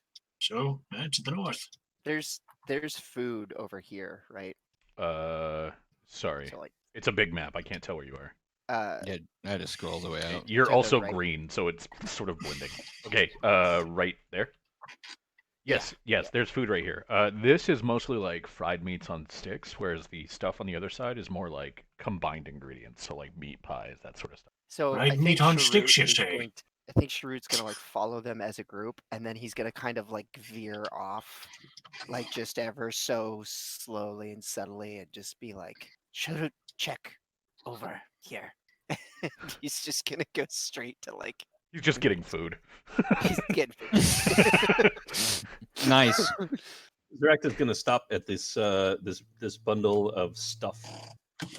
Sorry, bundle of stuff where? Southwest. In the middle Gotcha. where the wine Yes. shit was. So that's starts to slip that's basically where the Vinoff was. So that's where they're having all the barrels and the kegs and all the distilling stuff. So there's a fair crowd. Most of that crowd is pretty sauced at this point. They're not just violently drunk or anything, but they're drinking. They're drunk. Everybody has some sort of cup in their hand, and you see that people are still just like, if you want the best rum that you've ever tried, I could get some of that for you. But if you want mine, it's far more affordable.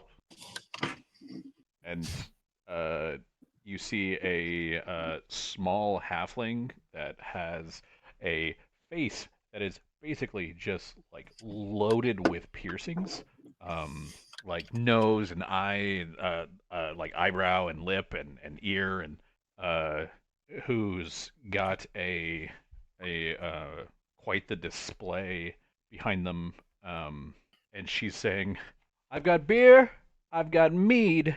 If you're really, really wanting it, I've got wine. But if you want whiskey, there are no better barrels here than a Gage Galinda Brown." Um, and yeah. So are you checking those out for liquor? Or are you checking those out for Metrolines? Yes. That is the correct answer. Zarak has had mead before. Give me a perception check. Zarak, being bound to Sevnor, will activate her keen senses here. Okay. So that when I roll a 1, it's I slightly love that you less guys are embarrassing. spending like abilities on this. Yeah, I'm gonna spend a hero point to catch this cosplayer. Hey, it's a win.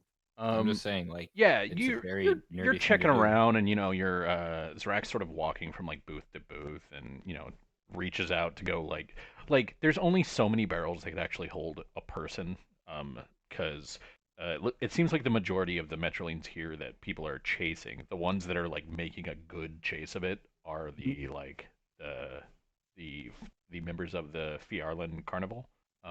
So it's a full-grown elf. There's only so many places that a full-grown elf can hide. So you're sort of tapping the barrels to see if any of them is currently hiding one, and you're not really finding anything. It looks like this is mostly liquor. It'd probably sound different too, tapping Yeah. on them. Should toss some coins to the whiskey seller or inquire as to the price. And Gage turns to you and goes, "Do you want the stuff that'll get you drunk, or the stuff that'll give you a really, really good night?" Zarak kind of motions down at her mud-stained clothes and flicks off an errant clump of grass and says, "I'm gonna leave that to your imagination." And she says, "Well, you've got pants on, so I'm gonna go mid-tier here." And yeah, why don't you step into my office? And she takes a single step back and pulls out a pair of barrels, and she's like, and she goes, "Are you from the Shadow Marches?" No. And then she puts down one of them, and she goes, "You'll probably like this one better." Oh, all right. I'll take it. This is fine. Yeah. It's two Galifars, 2 crown. Yeah, easy. No problem. So yeah, and she goes, "If you decide that you want something that is a mite more potent in terms of flavor, come let me know. But it's not for everything or everyone. And I'm finding that it seems to be a mostly how can I put this one? The house thrash types seem to like it. Especially the actual house thrash members seem to like it. But it's not really a flavor that most people go for. Very peaty. Give me one of those too. Okay. Ingredients are a bit more rare here, so the bottle's double the price, but it'll cost you 4. And Yep. basically you have one that's like some sort of like smoked rye, and then you have one that's basically peat whiskey. Ooh.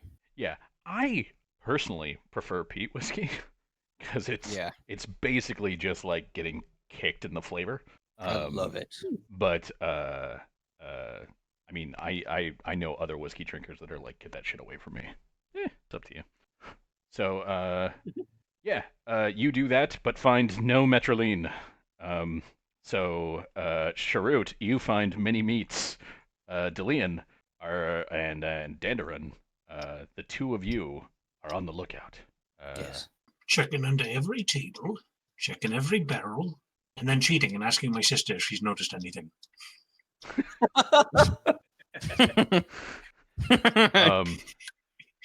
Okay, so give me give me a diplomacy check. I'm going to give you a +4 because she's your sister, but it's still a diplomacy check because you're siblings. Oh, and I will show you a brand new thing that I have, which is that Uswin has her own token. Yeah. Hooray! Aye, it looks good. Now I'm That's your going to sister. make it in Hero Forge, just so the aesthetic Yep. matches. But that's a good one. It's a Yep. real good one. With a +4, you say? Yep. Don't you mean +12? I spend a hero point. Oh my god.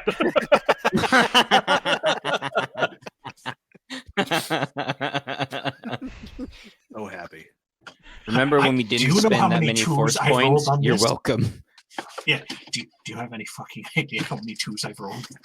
I'm tired of it. I'm sick of it. I like that this is something that you guys get a very limited number of, and you're See? just like, no, See? I'm gonna do it. Rolled like rolled a fucking Well, and 5. Yeah, we had like force points. We had so many light-sided force points, and we spent all of like 6. yeah. So, Right, she, we're learning.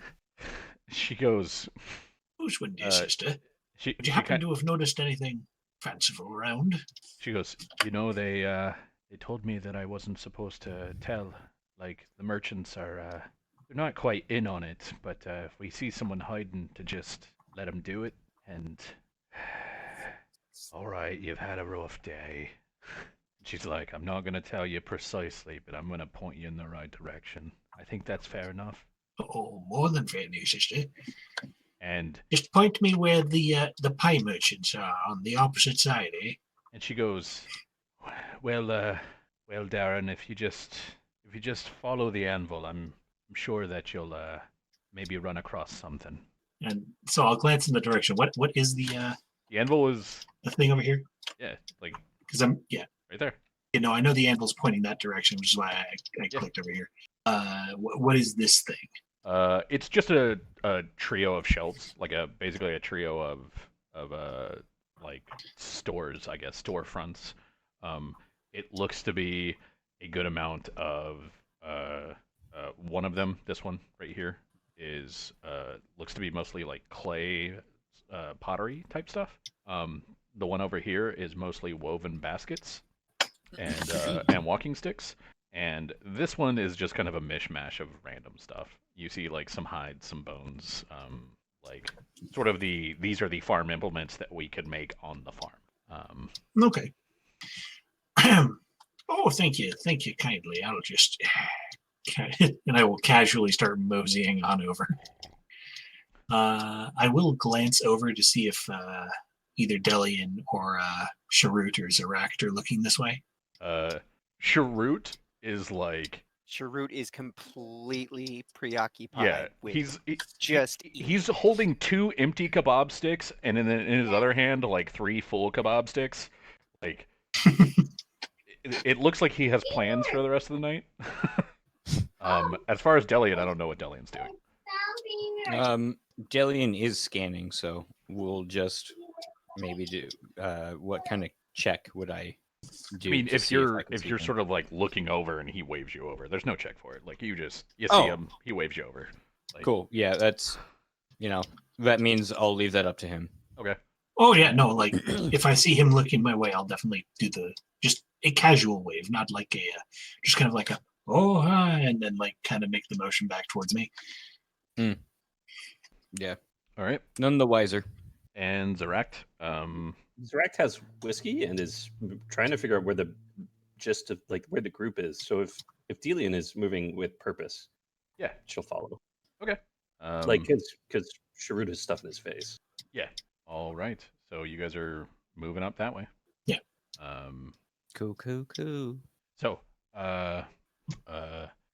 go ahead, dear Dandern, and give me a perception check when you get over here. And the other 2 of you can do it as well. Indeed. God fucking damn it. Wow. Dude, you've had just Dude. No. Spending the last one. I hate this so much. I literally my last like 10 rolls, I think 2 of them have been above a 6. And then this one. Yeah. So just Jesus Christ. You're grieving. It makes sense. It's sure we'll go with that. Yeah. All right, Travis, I sent you a message. Okie dokie. Where the there it is. Cool. I'll just start walking over this way. Don't mind me. I'm just whistling quite loudly. Okay. Excuse me, pardon me, excuse me. Excuse me. Oh, hello, sir or madam. Excuse me, pardon me. All right, that's suspicious as fuck. You're acting like gonna stop a couple feet away and just something. Oh, I do. I really do. Excuse me, pardon me. Elliot knows lots of things. The hold on. The guy that's like the salesman for this stall is like, oh, got your eye on something, huh? Like, I've got my eye on something, all right. I've got wares aplenty. Man like you looks like you might see a fight or two. I can tell that from the way you carry yourself. Maybe I got a little bone vest, got a couple bone bracers that might be right up your alley. Man, you're really observant and a really good salesman. Here's a copper. And then I'll just keep walking. And when I get to a certain point where I can see my target, yeah, I'm gonna point and go, look, it's a Metroline. God damn it.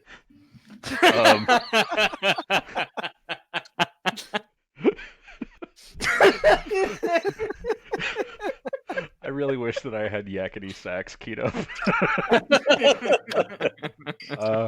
All right, folks. It appears to be some sort of Metroline. Hey, let's watch me go on 2. Yeah, fucking seriously. Oh boy, 5. Oh shit. Hold on. Let me You and them both, update. though. No, I rolled to see what they get. I don't have this set up as a character because it's just a blank. Gotcha. So they're going on 14. Delian, are you actually participating in the chase? Absolutely not. That's the best part of this. So,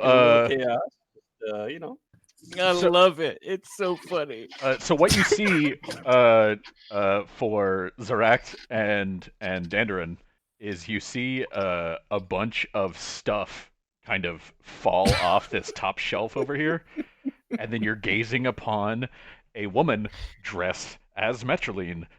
You've got the twisted horns, but these horns look like they're sort of they're basically covered in kind of like strings of bone, and sort of has the same kind of vest with that weird cape that hangs from them, but the vest has strips across it. Like it basically looks like the ribs of some sort of animal hung across it, so that it sort of from a distance it looks like this stuff might have actually like blended in with what this guy was selling.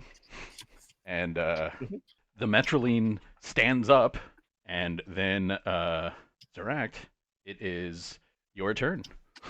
The Metroline is on top of a stall that is about 6 feet high. Mm-hmm.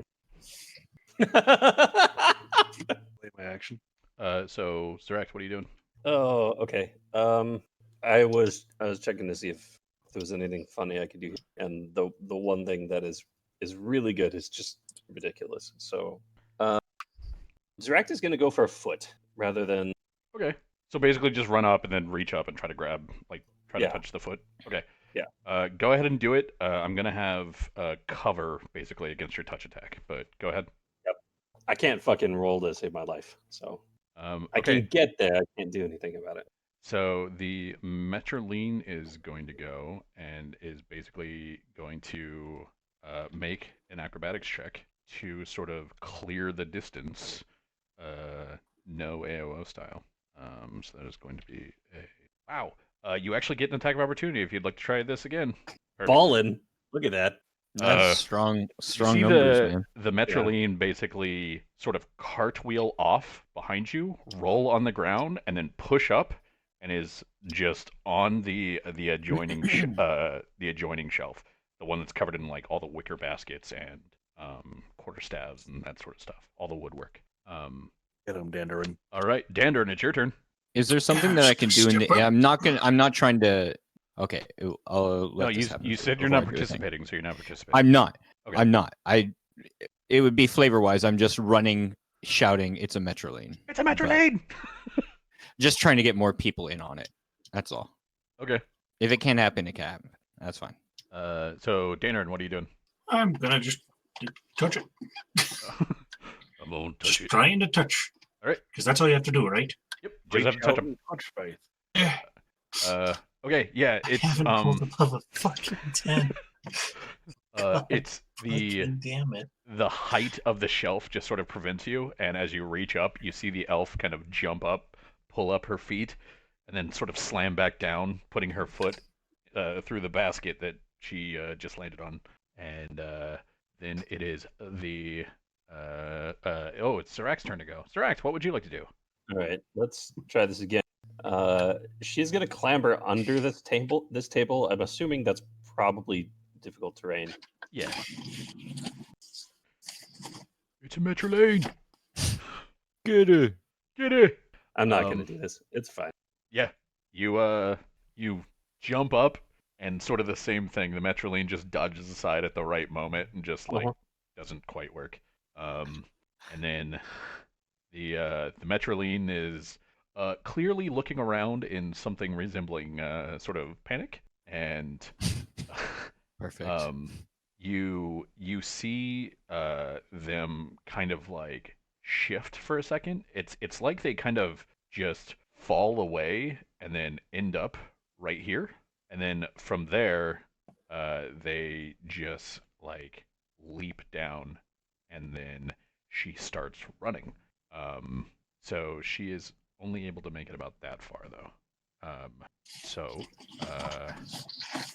Mandarin, it's your turn. Yep. Charge. Yep, basically. But, Yep. Yep. Go ahead and roll I'm it. not. All right. CMB just makes it an actual rolls it automatically. It doesn't let me add anything to it. So I mean, a CMB is basically right though, because it's just your strength bonus plus your. Or you no, could it is, but I can't add the +2 for charge. Oh, so just roll a d20 and add 6 instead. Okay. You run forward and are able to tag the Metroline. Like as she sort of ducks in an attempt to get away, you manage to firmly just place a hand on her back, and she kind of freezes, and she sighs and turns towards you and starts sort of chanting real low in Elven. Do you speak Elven? No, but I am super smart and have a good memory, so I'll just start jotting it down. As when I realize she's speaking a language I don't know, I'm just like, oh shit, just start Okay. writing it down, and I'll just shout, "Who speaks Elven?" Direct. While this is happening, are you doing anything? She's gonna slink off. Like this is a thing, and it's fine. She doesn't speak the language. Okay. The So rack is just going to seethe. yeah, she's gonna see. She's gonna try and see if there's anything further to the west. Because why the hell not? But Okay. this is getting pretty slim. You yeah, Denver, you write it down phonetically as best you can. Yeah. It's pretty tough. Because I mean, this is the equivalent of like someone's speaking like, like French or like Korean to you. It's a completely different language from anything that you know, and you are trying to write it down phonetically. But wait a minute. Wait, hold on. I do speak Elven. I'm looking at my languages right now. I speak Elven. Okay. Dude. Before game, I swapped out Gnome for Elven, so I do. Okay. I'm like Common, Dwarven, Elven, Goblin. Well, because they're different. That's why I have Mythweavers and Foundry open. But the updated one is Foundry, and Foundry has Elven. Mythweavers has Gnome, so I'm going to fix it. Okay. Okay. So, as she starts speaking to you, she's sort of moving closer, and her face does not have that same kind of like friendly or jovial look that some of the other Metrolines have had towards your friends. And as she's Because I'm a dwarf, moving, isn't it? you're seeing kind of the bones on the chest writhe a little bit, and the bones that are hanging from the horns move. And she says, "Twist ye hearties, fear me feeling, come the haunt of Metroline. Twist your willies, feel me fearing, haunting ye shadow unseen. Slick and fear-soaked whistle wailing, grey mist dwelling Metroline. Pillar bound, but bound by kneeling, maskless, mirthless, jagged gleam." And she takes a step towards you, and just kind of because of the way this is set up, you see her kind of like as you stumble back, she sort of steps to you, and with the kind of last light of the sunset, you have a very long shadow, and the elf steps into the shadow and sinks into it and just vanishes. And what is left behind is that bone vest. The sort of it looks like a fine silk vest that then has like bones and beads woven onto it, sort of in like a tribal design, and the Metroline is gone. I see. And I pick up the vest. You have a bone vest. Oh, excellent.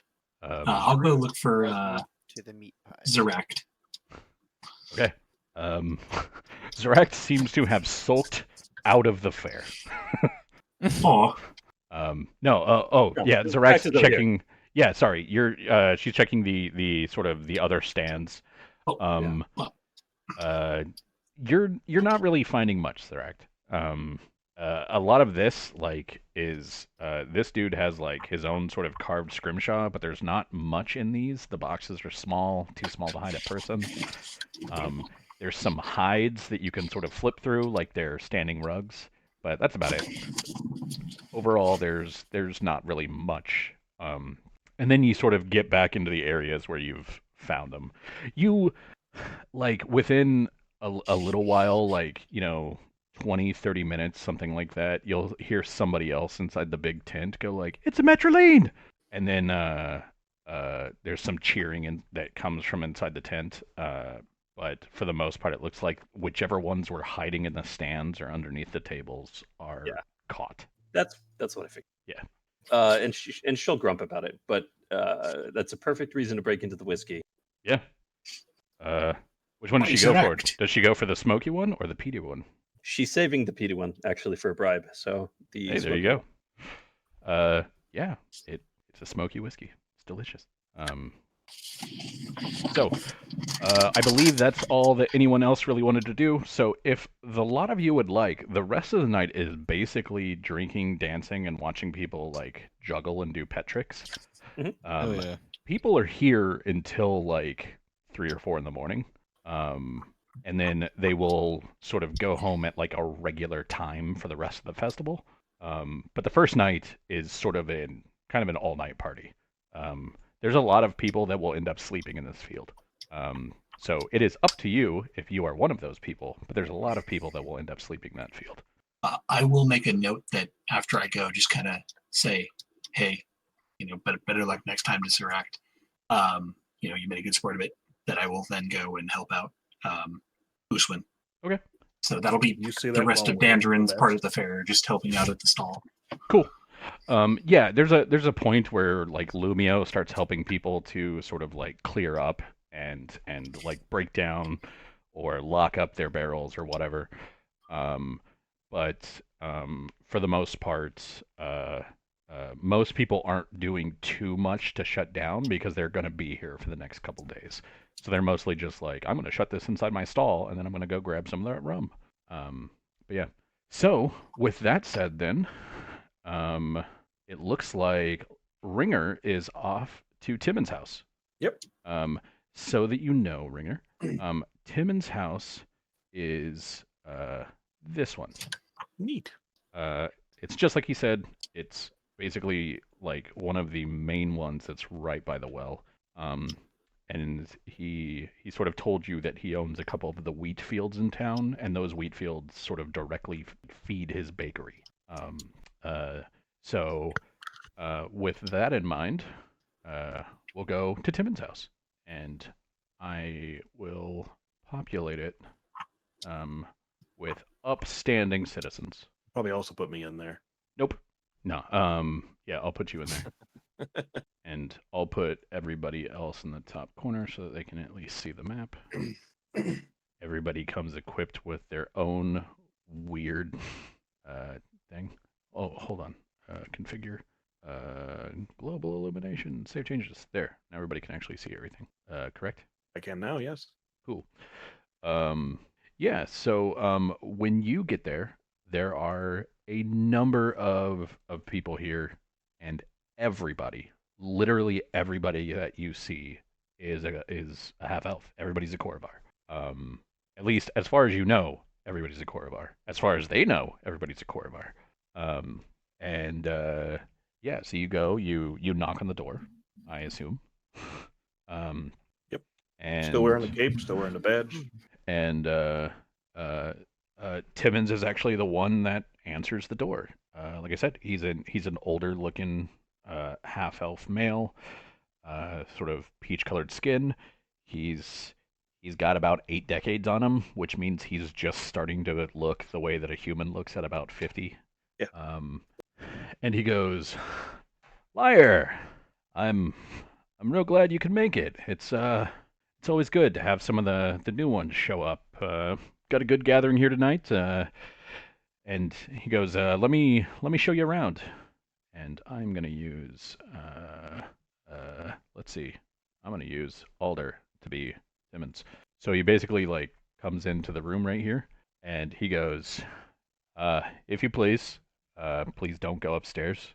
And he goes, "I mean, unless you have some sort of need to. I don't think you'd be here to take anything, but try to keep the private life up there and the public life down here. So that's mine." And he goes, "We've got a sitting room over here. If you just want to get away from everyone for a bit, you can probably find one at least of the heirs in there. They're not really the nicest people. Well, the Madani's all right, but I think the Lyrander's pouting." And he's like, "We've got a pretty nice spread over in the kitchen. If you'd like to grab anything in there. Some of our more scholarly types are debating whatever it is that they've found to argue about tonight in the library. I try to keep any arguments that would extend that might grow past a normal speaking volume in there. So if you feel like you're going to argue with somebody, maybe take it in the library, because well, it has pretty thick walls, and the rest of the house kind of doesn't. So if you argue anywhere else, the rest of us have to hear it. But you argue in there, and only you have to hear it, and that's the way that I want it." And he's like, "Otherwise, you've got a privy in the back. There's another sort of seating room that's over here. That's kind of where some of the customers eat. And then if you really want to see some dough rise, there's a kitchen all the way in the back that has tomorrow's portions already meted out. So yeah, just meet people. If there's anybody that you want me to introduce you to, we've got one of the chaplains for the host is here.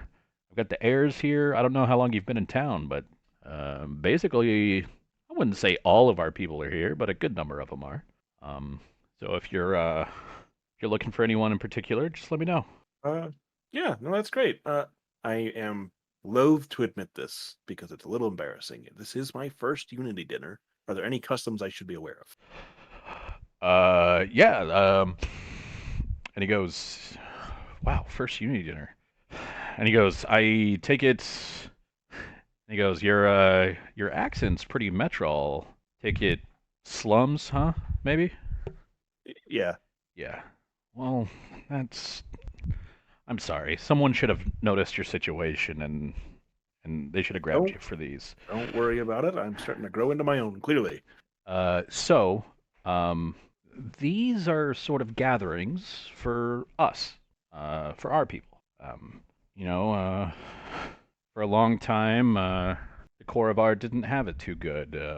You got the elves saying that we don't belong with them. You've got the humans saying that we don't belong with them.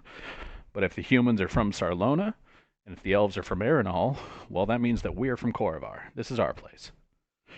So, we're from Corvair. This is our place. So, this is us coming together, celebrating us, building our community, making sure that we're taken care of. You need something, you come here, we'll help you out. You have something that you can help out the community with, you can bring it here. We'll make sure that the people in need get it.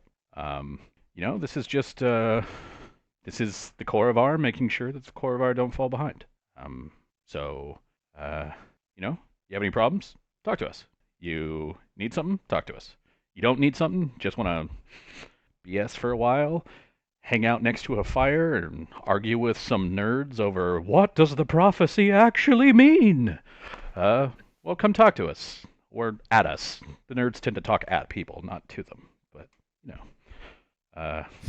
But, yeah, just if you don't really have experience with it, I would tell you to just walk around, see who's talking, see what's going on, and see if there's anything that you can contribute.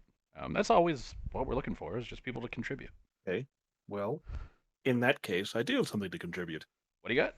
I got some wine. I am assuming you would like it. Wine. Okay, yeah. And he's like, let's bring it in and get it get it vented, get it popped and ready for everyone.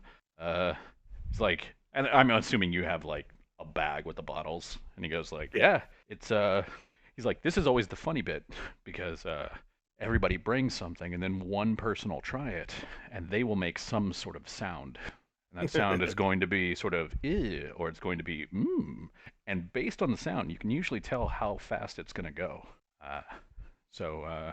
Yeah, and he takes you into the kitchen where you see that there's people talking. You see half elves of basically every shape, size, coloration. You see males, you see females, you see otherwise. You see people that you would probably classify as like, this person has seen a lot of war, and you see people that we would classify as like, this person is 15. And they're just sort of hanging out, talking to each other. And he goes to one of the side tables that seems to be full of a bunch of the drinks, and he takes the bottles and he corks them and sort of swirls them around a little bit, uncorks them, swirls them around a little bit, and just says like, we're gonna let that breathe for a couple minutes, and then I'm sure, and he goes, I'm sure somebody, and he sort of like takes his left hand and he kind of like thumbs at somebody that's over his shoulder. We'll try it out in a minute, and we'll see how it is. And in the meantime, well, I mean, you're new in town. I should probably introduce you to the heirs, huh? Sure. That sounds like it couldn't possibly go wrong. He goes, he steps forward and he's like, look, he's like, airwise, these two are a little weird. And he goes, typically, your Madanis are, quiet, perceptive, that sort. And he goes, this one seems to think that he's some sort of like Thrashk. He's like, that's the best way I can put it. Everybody else is, I'm gonna keep a watch. I'm gonna tell you about problems ahead of time. I've heard stories about what this guy does in Sharn, and there's a lot of leaping off towers sort of nonsense, and not really my bag, but I'm a baker. What can I say? And he goes, Leaping off towers. That sounds like fun as long as you don't die. And he goes, youth is wasted on the young. And he goes, as far as our Lyrander heir, I'll introduce you. You won't be impressed. The conversation's hard, but you should at least say hi. And you go in to this room, and there's a fire going, and there's a couple of people that are playing billiards. You see two females and a male that are basically just shooting pool. And then sitting in the two chairs facing the fire are the people that he's been referring to as the two heirs. And the first one looks very he looks like that like picture that cop that's ready to retire, like that action hero that's like seen too much. And that's what this dude is. Like this is sort of like Die Hard 3 John McClane, but as a half elf. Um, he's sort of not like fully bald, but he's getting a higher forehead on the sides, and still has all the hair in the middle. Um, but all of it's sort of cut short. His ears are pretty prominent, a little more pointed than a typical half elf. Uh, he's he's got that sort of body that shows that like he used to be fairly fit and has probably since gained 20 to 30 pounds on top of that. And he's currently sitting there silently staring sort of at the fire with some sort of cigarro in his hand and a glass of some sort of whiskey in the other. The other person is like the polar opposite of this dude. You see an absolutely gorgeous looking half elf male. Um, it's sort of like high cheekbones and shallow cheeks that would like normally be on an elf. Very thin, very angular features. The points of the ears are swept back a little bit so that they're sort of hidden by his 2 foot long blonde hair. Um, he's got a least dragon mark of the storm on his neck. So like even though his hair is sort of like covering his ears, the hair is positioned just perfectly to show like the tips of the mark that are kind of coming out of his collar. Uh, he is dressed in layers. The first layer being some sort of like light silky shirt, then covered with a vest and a cravat, and then like a jacket sort of over top of them. And he is sitting there with a glass of wine in one hand and a matching cigarro to the other one, to the other half elf in the other. The two of them are sitting there looking at the fire. Neither of them are talking. And so Timon says, Gentlemen, I just wanted to introduce you to some new blood. This is Liar. Liar's coming to us from, well, roundabout a ways, but originally from Metro in the slums. And he goes, Liar. And he points to the older gentleman with the short hair. And he goes, this is Keishin Madani, our local heir of the house for House Madani. And this, and he points to the blonde gentleman, and he goes, this is Dame Dim de Lyrander, and he's our local member of the Rainmakers Guild, the heir to the Mark of Storm, and he's the one that keeps a lot of the crops around town growing before the rainy season starts. And the old man, or the older man, looks up to you, like nods, raises a glass, and says, Charmed. And the young man sort of looks up at you, and then back to the fire. There's barely a flicker of any sort of like even recognition of your presence. Oh, it's a pleasure meeting both of you. Sir Madani, I would love to hear any stories you would have to tell me.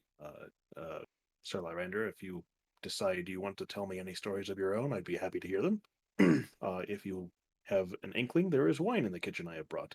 And the Lyrander heir, Dame Dim sort of like looks at you and then downs his glass of wine and stands up with sort of a dramatic flourish and then walks through the doors into the kitchen. And Keishin looks at you and just says, just ignore him.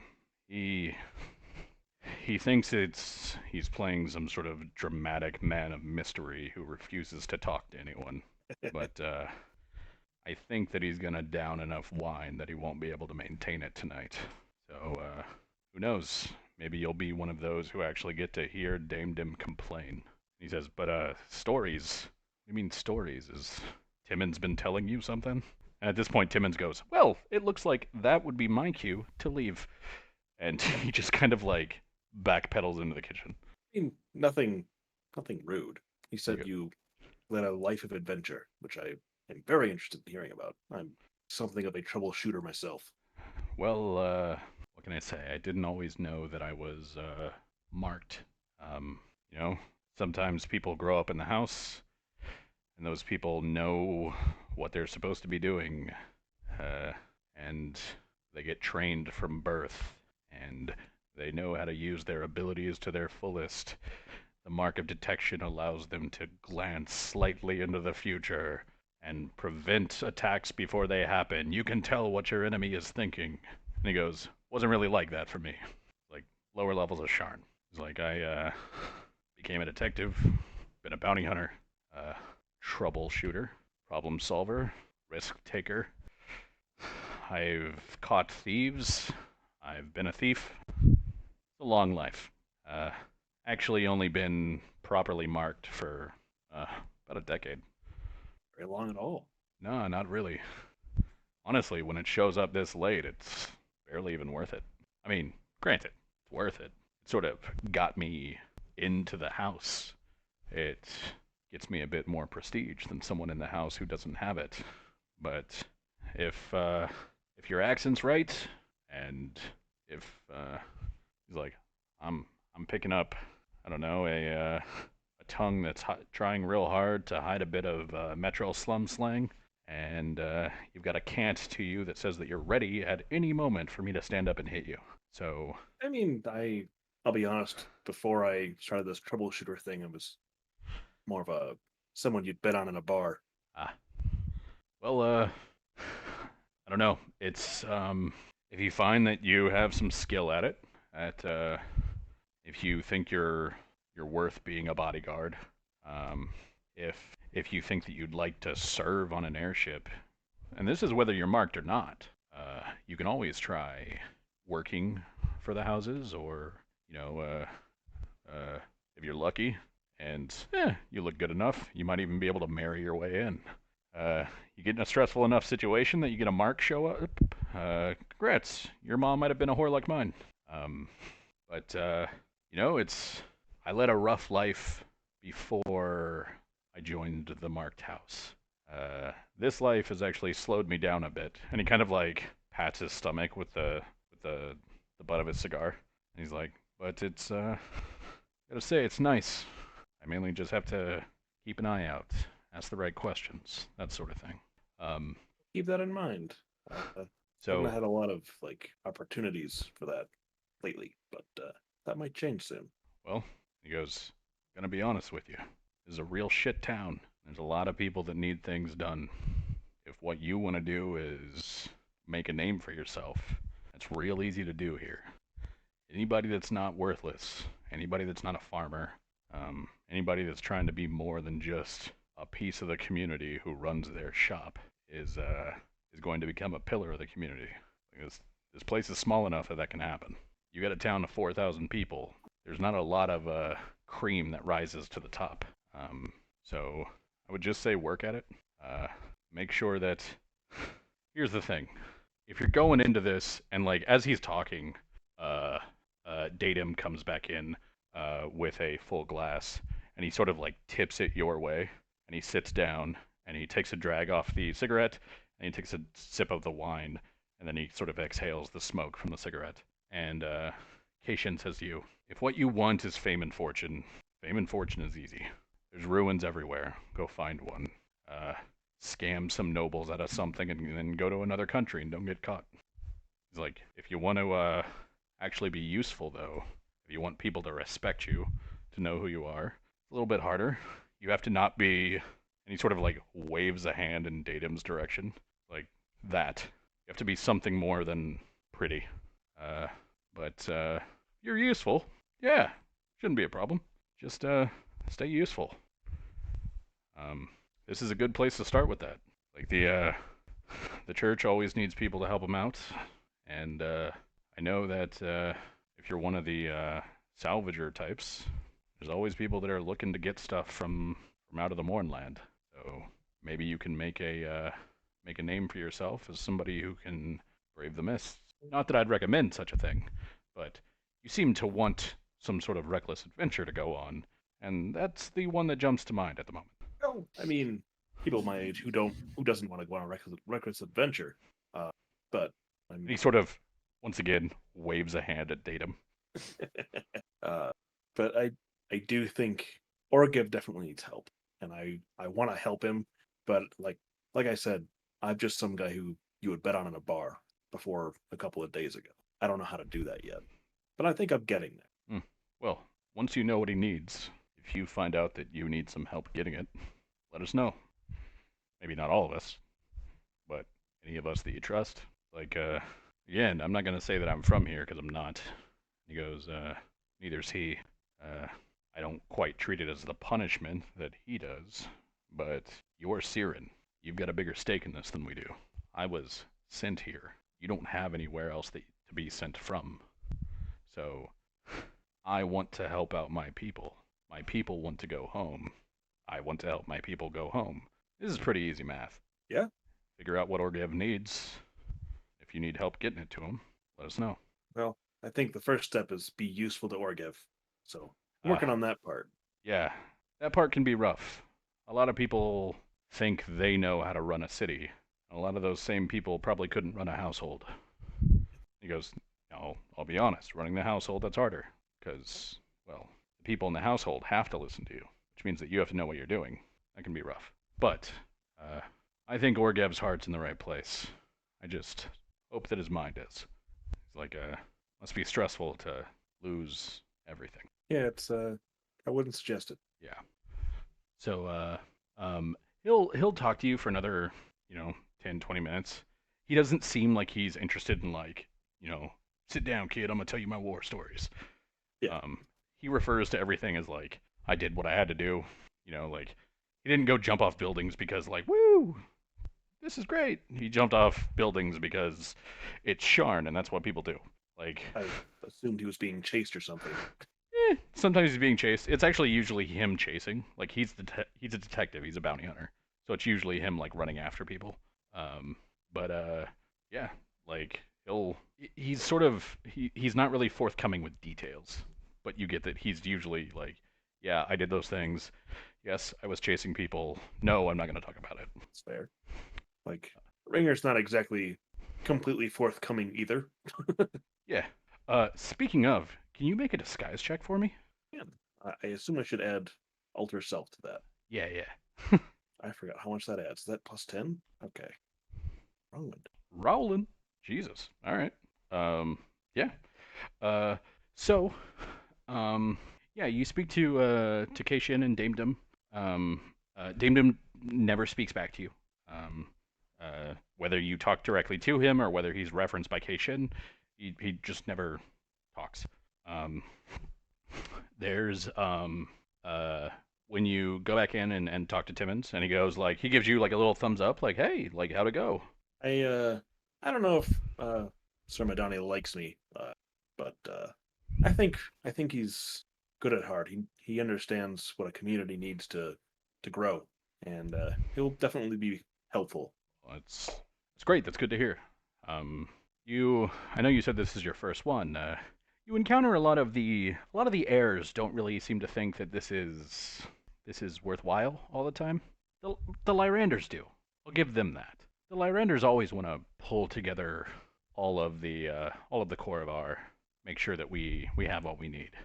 And usually what they think that we need is more Lyranders in charge. But the Madani tend to sort of stick to the Madani. So it's nice to hear. He goes, let me point out some other people, and if you want me to make an introduction, I will. So as you guys are standing there kind of grabbing some food or walking through the house, and he goes, that's Hesh. Don't know much about Hesh aside from the fact that I believe he's an Inquisitive. I think of the Silver Flame. I'm not completely sure, but I've seen the chain around his neck. Let's see. Oh, that's Ivalo. Ivalo is actually in town with the carnival. I believe he just got off his shift a little while ago. Salvaltier's here. Salvaltier's he's a merchant. He's not actually from here. He's from Sterngate, to the south. He was just in town, and so I figured I would invite him up. Let's see. Yaline is Yaline's actually got a fairly interesting story. She's got a nickname that I'm not quite sure she likes. But it's got a good story to go with it if you can get it out of her. And he kind of like leans in close to your ear and he goes, "We call her the Drowned," and just kind of like waggles his eyebrows, like, "Huh? Interested in that one?" And then he says, "Yeah, there's we've got we've got Cairn over in the back," and he shows you a woman that's dressed mostly in black and still sort of has like her mourning vestments on. A lot of people in town still have mourning vestments on, but uh, usually at like a gathering like this, you wouldn't wear them. But Cairn is still like full veil, um, black shirt, black skirt, black shoes, everything black. He's like Either very dramatic or taking it very hard. uh, she is, and he's like, it's a bit of both. Um, Saman is, he goes, I'm trying to think of a good way to put this for Saman. If Orgev weren't around, and if the Mornland weren't the Mornland, Saman would probably be the richest person in town. He's like old money, Calazart money. But he goes, "It's your first dinner. Maybe don't make a bad impression." And he says, Yeah. Oppin's here from the Sovereign Host. We got Salonian of Making. She used to be a Cannith Mage Right, and now her and her apprentice Leston, they're both here. Oh, and Captain Polmick. Captain Polmick's here, and he's sort of like pointing these people out. So he's basically pointed out like there's some clergy, there's some mage rights. Mage rights are basically like they're people that make magic items for sale. So think of them as like woodworkers, except with magic items. And then Captain Polmick, do you have knowledge local? For a second there, I thought you were talking to someone else. No, I'm talking to you. I do not. Okay. If you don't have any ranks, you wouldn't actually be able to roll high enough to get it. Okay. Captain Polmick is like one of those names that you potentially recognize, but you don't recognize it with like enough to go like, oh, that's that dude. It's sort of one of those like I've heard the name but have no idea who this person is. And he says I can introduce you to anybody that you want if you're still interested in talking, or you can just sit down and have some food. Yeah. No, I think what I will do is find someone who's playing a game or something and do that for a while. Make friends with them. Okay. Yeah, you're able to you like go out, you grab a drink, he walks you around and points at people out, and then you go back into the sitting room because that's where the gaming tables are. And just kind of as you go in, you hear that clack clack clack clack of a bunch of porcelain balls hitting each other, and then this, damn it, and pay up, and you see somebody like you see somebody hand over a handful of silver to Leston. Leston is a male half elf. He's got black hair that kind of needs a trim. Like, it's not short, it's also not long. It's in that weird spot where, like, there is no brushing that can make this work. And he's, at this point, basically wearing a vest with no sleeves. And you see his sort of, like, coat and cloak and all that stuff behind him. He's standing next to a sort of a gender fluid half elf who has like mostly black hair, except for a trio of pink streaks that are coming down from the front, and she is dressed pretty similarly. Like this looks sort of like forge work clothing. So they're both basically in the like vest with no sleeves kind of thing, and the half elf that they're playing just kind of like hands over a couple of coins and then walks away. And the two of them look at you and go like, billiards? Yes. All right. What do you want to play? We got S to 9. We can do a bit of Maker's Mark. Or if you want, there's just, standard we shoot and see who can, count to 15 by going every other. What do you prefer? He goes, What, you can't tell by the accent? We're from Making. I'd prefer Maker's Mark. All right. I haven't been in a party this big before. He's like, All right, well, sure. Maker's Mark. don't worry about it. We'll go gentle, lube you up, shoot slow. And then like the person behind him just kind of slaps his head and he goes, "That was crass.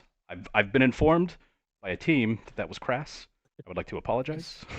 And yeah, you see him basically.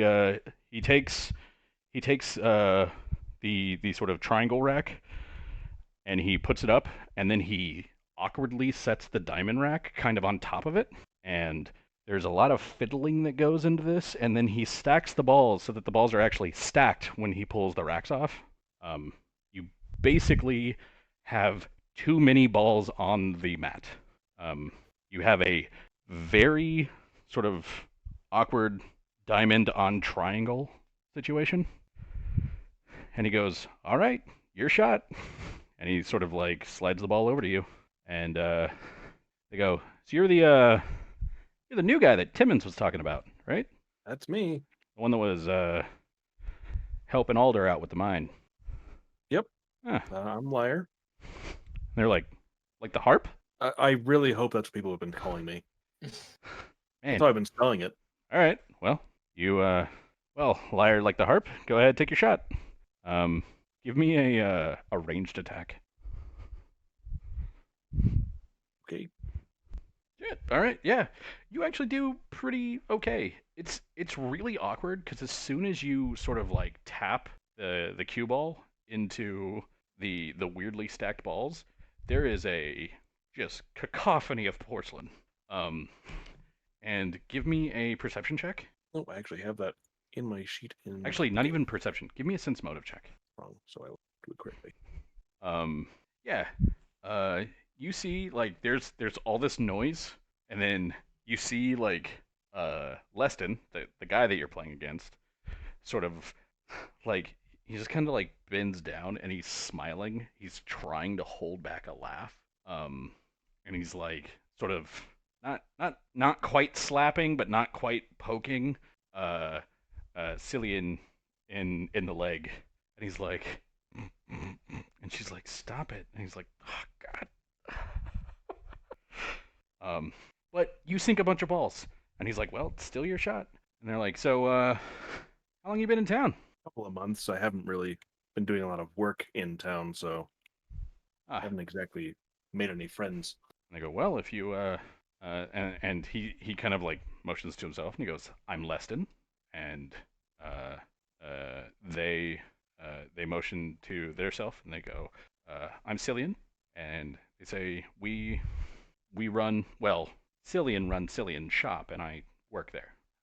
We've got a good deal of experience. We used to work at a mage rights shop in Making, and you know, Kenneth trained and all that." And they say, "Yeah, if you're ever in need of anything, you can bring it in, and we can make things for you. We can do some scribing. Got a couple of schema. We're always on the lookout for new designs. You got anything you want to sell? Bring it to our shop." And give me another range attack. Jesus, dude. Yeah, you're basically cleaning the table. Ringer is not necessarily good at this. You are having a lot of beginner's luck. And the thing is that Ringer seems like, and forgive me if I'm wrong here, Ringer goes into things with like power sort of all the time. So what's happening? Yeah. Yeah. So what's happening is like it's just really, really loud. There's a lot of clacking because there's like 9 more balls than there needs to be on this table. Give me another sense motive check at a +1. Dope. Leston is really struggling to not laugh whenever you make really loud sounds. But that's it. Like that's all you get from this. But yeah, you are able to essentially like he doesn't even get to shoot. It is you the whole game. And he goes, "Well, that was disappointing. Did we wager on this one?" I knew I forgot something. Ah. Oh, well there you go. Always remember the wager first. He's like, but, I mean, I would have just put 5 silver on, because, 5 silver makes things, meaningful, without being ridiculous. So he just, takes out a handful of coins, very familiar looking coins. You saw them get handed over to him a minute ago. He just puts them on the edge of the table. He says, so, if you're new in town, you looking for work? Possibly. I might be leaving town fairly soon. I don't know if you saw the commotion out in front of House Durasco this morning. That that had a lot to do with what the work I was doing. All I heard, and I don't want to spread rumors, so I'm going to tell you what I heard. You can confirm or deny. I heard that the Droamite ambassador turned someone to stone. Is that a thing that happened? Does Ringer know if he's allowed to tell people about this? I don't think that Ringer does know if he's allowed to tell people about this. I mean, nobody told you, hey, keep this quiet. Right. I can neither confirm nor deny that, unfortunately. And they go, Cillian says, well, then I will take that as a maybe. And Leston says, I'm going to take it as a yes. Take that however you want. And so, yeah, you are able to spend basically another hour or two here. You can have a couple more conversations, but people start to trickle out.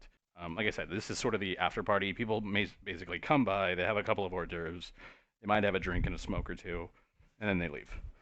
How long do you spend in sort of the game room? I mean, when Ringer starts getting bored, which will probably happen around then, Yeah. he'll go do something else. Okay. So you leave before you ever hear Dame Dim speak. There's a point where he's just like, fuck this town. And, Ringer just doesn't catch it. That's fine.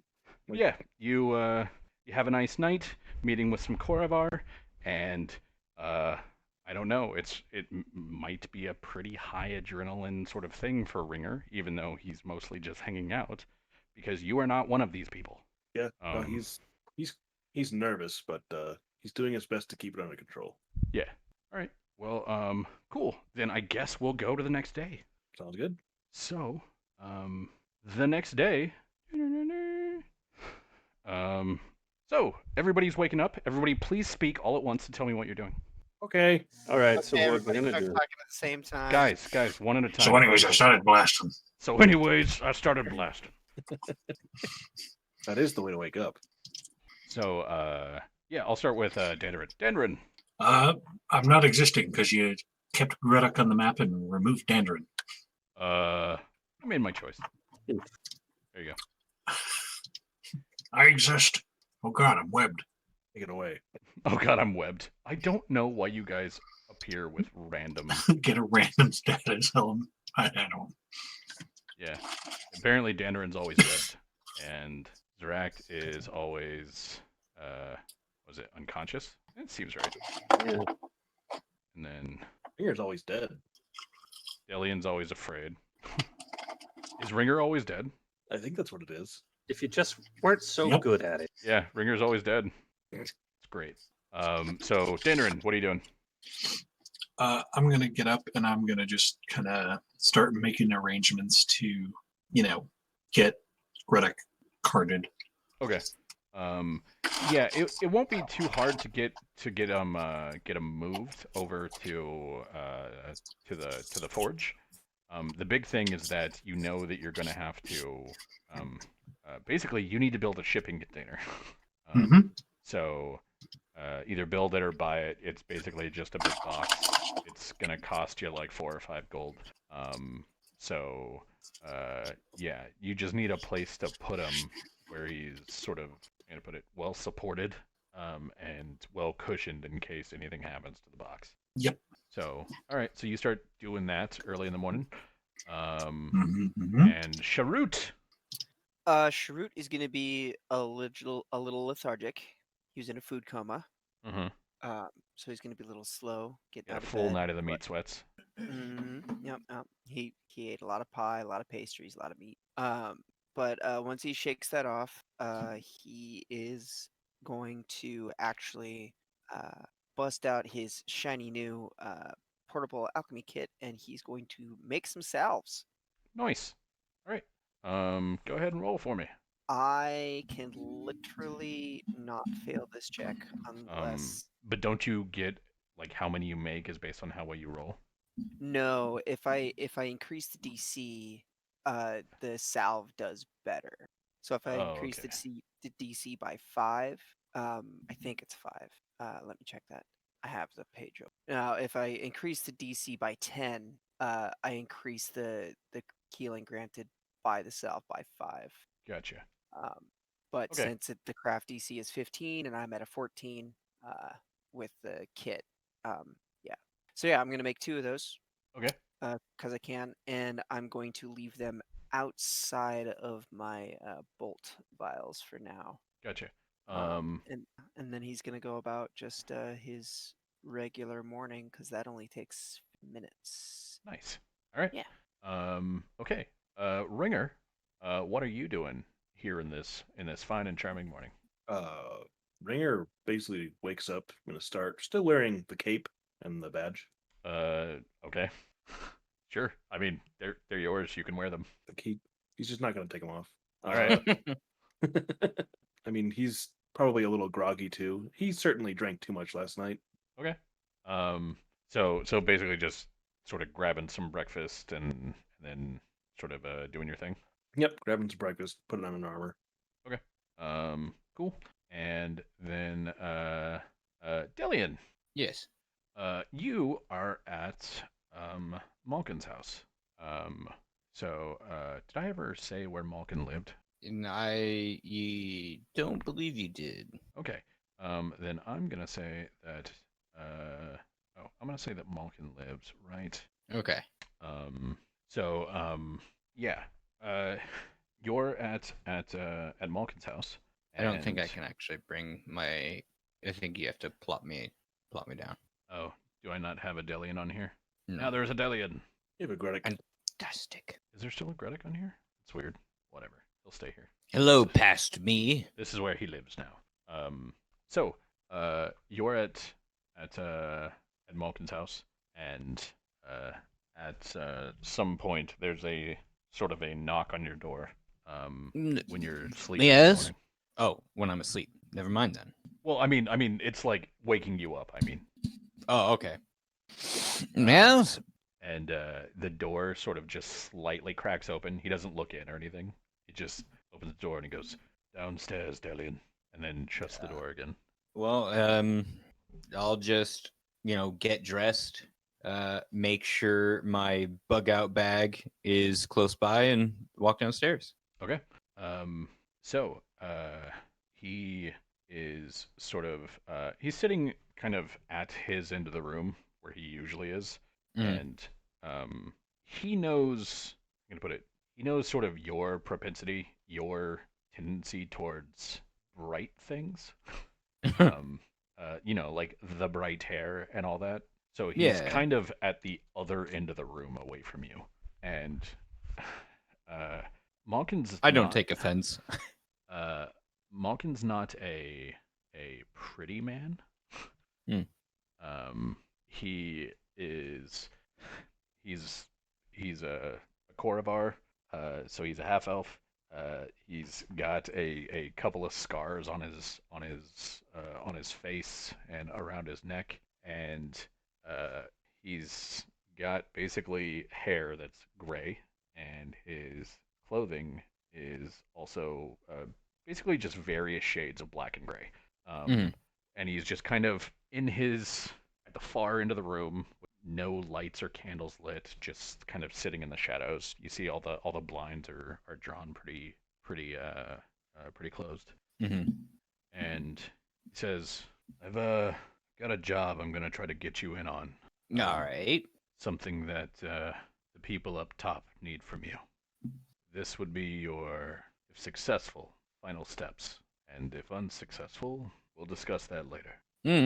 How ambiguous. Yeah, they like to keep it obtuse because it makes people fearful. Don't screw it up. I'll put it that way. Obviously. I aim to not screw things up. There's a caravan gonna be traveling north soon. Don't know when, don't know the exact date, but some strings are being pulled, and you're gonna be on it as a guard. There's a statue with a rock in it, Mm-hmm. a gem. We need that from you, but it can't happen in town. And honestly, if it happens on the road, they might start looking at you. You probably need to wait Oh. until you get to the destination. Okay. Do we have a disguise, or am I just to go as I am? Well, as far as anyone else knows, you're a guard. Any Mm. disguises that you need, pick 'em up. The carnival's in town. There should be enough actors and troupe folk that you can get whatever you need.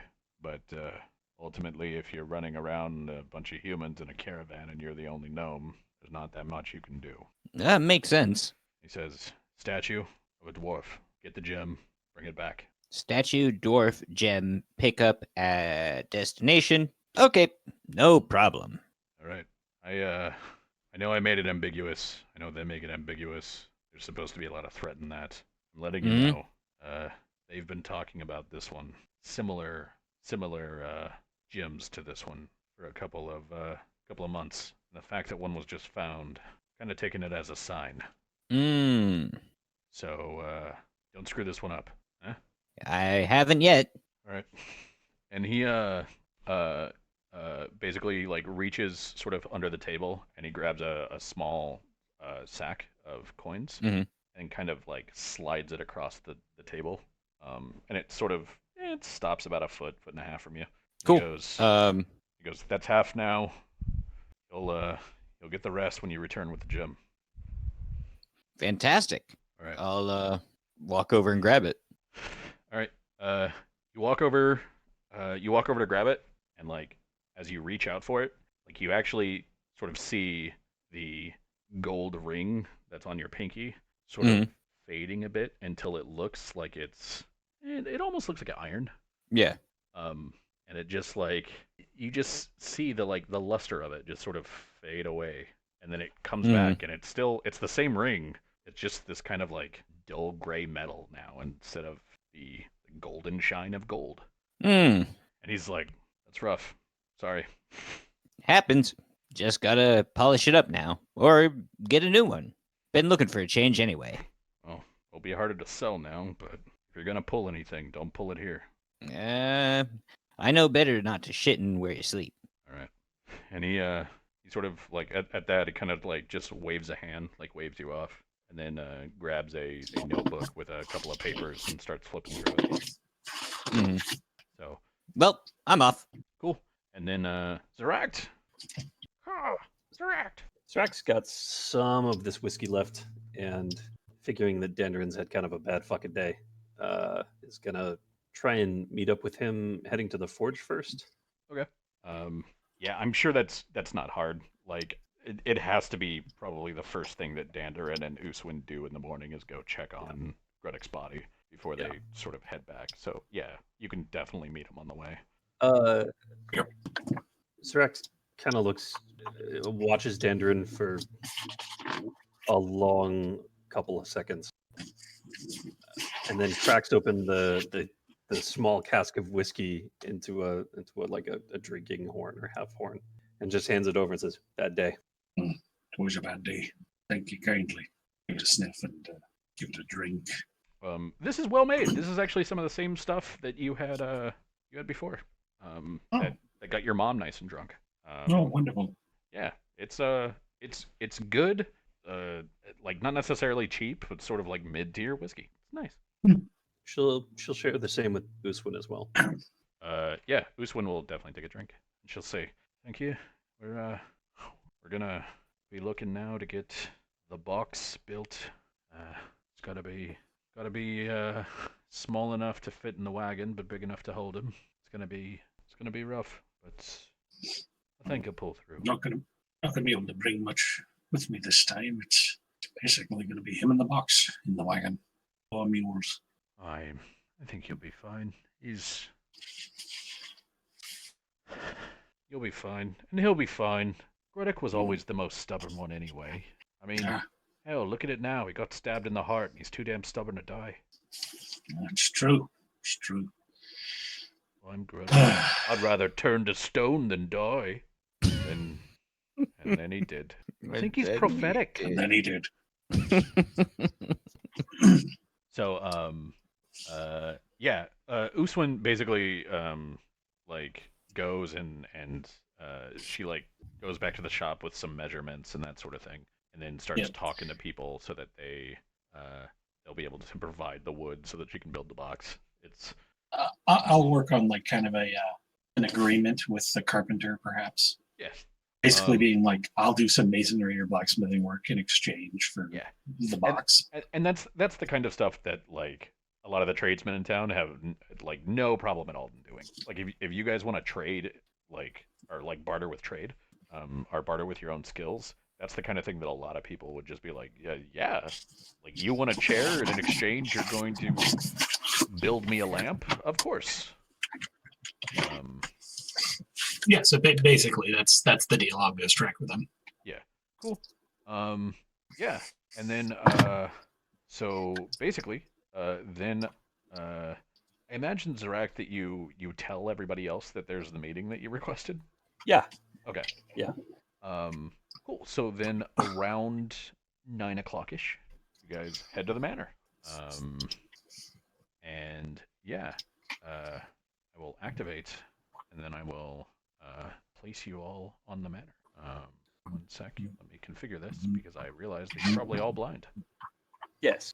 So there's a Shrewd, and there's a Ringer, and there's a and there's a Delian, there's a Dander, and there's a Zarak. I can see. Fucking dead. He's dead again. Oh, damn it, Ringer. Did Sharuk just There's another net. spawn in with an effect? Everybody Yeah. except for, I think, Lumio spawns in with an effect. I don't know why, but hey, whatever. Yeah, you I guys. imagine that- Oh, go ahead. I imagine that Zarak is like explaining on the way up. No. Like we've got, it's fine. We have Orgev, and he's going to meet with us, and it's in regards to many of the things that we've seen. I know it's last minute, arranged kind of on top of all of the other things that happened, but this is fine. This will be okay. What? Yeah, Dandarin's deciding to attack you. No. Well, he misses, so fuck him. Damn right I am. Damn right. This will not stand. No, I right-clicked Dandarin and I saw like attack with halberd, and I was like, no shit. Such betrayal. That's betrayal. Ah, and then the Warhammer. So yeah, you all arrive at the manor around the same time. You can meet up with Alder on the way there, and she'll be walking up with you, and she'll knock on the door, I guess, when you guys get up there. And this charming fellow answers the door. The lot of you see a silver and copper plated warforged, who is dressed very dapperly. He's got some nice jodhpurs. He's wearing boots, which is weird. Most warforged go bare feet, even if they tend to wear clothes. He's got a nice little vest on, some gloves, and he has a monocle that he clips to his face using some sort of lodestone. And he looks to the lot of you and sort of like basically elevator eyes everybody, like as a group, just like, you know, kind of feet to head and then back down, and then looks to Alder and says, Mistress Alder, I believe you requested a private meeting with the prince, correct? And Alder nods, and he goes, well, you are in luck, for he has just finished his morning tea. If you would all please come with me. And he leads you in. And if you guys would zoom out a little bit, you're basically going to the very, very back room. Poker room. I call. I like how Sharut has set himself up to have a clear line of sight. I like how we have two Lumios. Do we have two Also good. Lumios? Double Lumio delicious. All right. So, yes, the group of you are led to a back room. The manor is old, and it looks. I'm gonna put it. this looks like a very old house with a very fresh coat of paint. Um, Mhm. so like if you examine anything, you can tell that it's not really in the best shape, but that it looks okay. Mhm. And as you uh, as you get closer to the room, you hear kind of some plates and the like being moved. And when you go in, you see Prince Orgev. Prince Orgev is sort of a sullen-looking human male. He's got black hair that's gonna put it.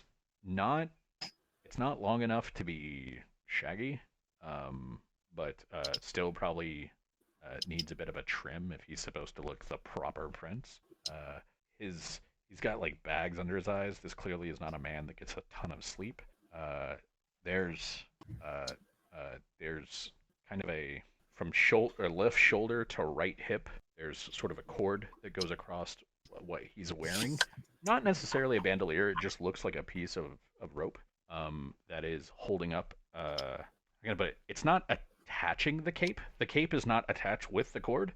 The cape seems to be attached to his clothing.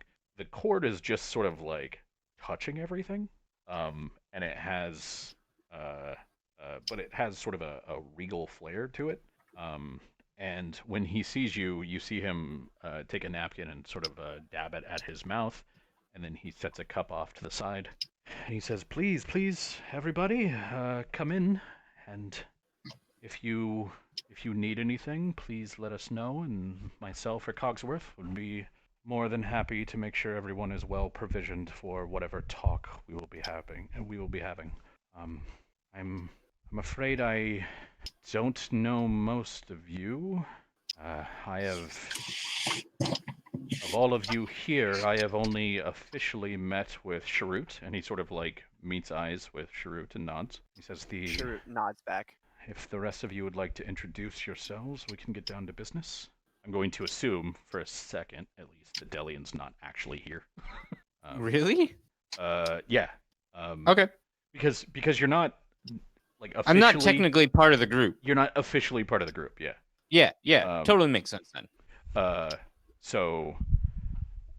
Yeah, and he'll sort of motion to you, Dandrin, and he'll say, "Sir, your name, please." I'm Dandarin Soranath. Pleasure to meet you. Shinoda. Of the smithy. I had heard that Miss Soranath had kin coming. I'm glad to see that you arrived in fair shape. I hope you find our city to your liking. City's quite fine. Look forward to assisting as best I can. And we look forward to the assistance. And he motions to you, Zeract, and says, "Miss." I am Gwenat Corlane, a moonspeaker of the Reach, and assistant, and hopefully of some help to the shifters in your community. Well, I welcome all who are here to help the community, from the Reach or not. Thank you for traveling such a distance to do so. And he motions to Lumio, and Lumio introduces himself, and he says, yes, I've heard of you. I believe it was a couple of those who were assisting at the fair. Thank you for your work. You've done a lot in the last few weeks." And then he motions to you, Ringer. I'm Lyre, spelled like the harp. Oh, like the harp. And he says, "All right, well, I assume most of you know me, but if you don't, I am Prince Orgev Il-Wynarn, and I am the Prince of Seer. And as of now, I am also the mayor of New Seer. So, Alder tells me that a lot of you requested a private meeting, and if you could please explain why, something about the quarry, I assume." Yes. She told me that she sent a group to handle that particular issue. And anybody who would like to can give me a sense motive check there. You fucking betcha. I would like to. Sure. Eric, I'm getting a little clicking from your mic. I'll be right back. There we go. Fine. Dandarin. Orgev is not happy with Alder. he doesn't necessarily seem to hold this against you guys, but he's not happy with her based on what he just said. Hmm. He says, "Please, if you could tell me what you found, we will." Well, well, Your Grace, we found a fair bit there, actually. To start with, the conditions of the mine. And hold on, I've actually a bit here to go over, and I'll go through my pack and I'll actually pull out the books and the list and everything, and start going over. It appears that whoever you had in charge of the mine proper was treating the miners as indentured servants as opposed to actual hired labor. If you see here, they had a chit system going. Are you familiar with the concept of a company store or a guild store? Yes. It's something along those lines. And then they'll just go over. He'll explain the evidence. He'll also explain we had a number of casualties caused by cave scorpions that had gotten in somehow from deep down below. And he'll be looking at Zaract as he's saying this, as if to say, stop, interrupt me when I'm getting too close to what you don't want to say. I'll just basically detail the adventures until we get to the crystal scorpions. Okay. Can you give me a bluff check, please? I can roll a die for you, and if I Sure. roll like I did before, yes. That The sounds reality, great. no. Okay. Not too bad. So, I mean, I want to see what he's got, but it's probably going to be better than that. So barely. Yeah. And he nods, and he's following along. Basically, when you put out the notes, Cogsworth will walk over and sort of take them from you, and then bring them around to Orgev so that Orgev can read them. And he says, "Yes, so that you know, yes, I am, of course, familiar with the concept of a company store, and I do indeed find the concept detestable. This is not proper way to run an endeavor in Seer." Who was running the quarry again, Cogsworth? And Cogsworth says,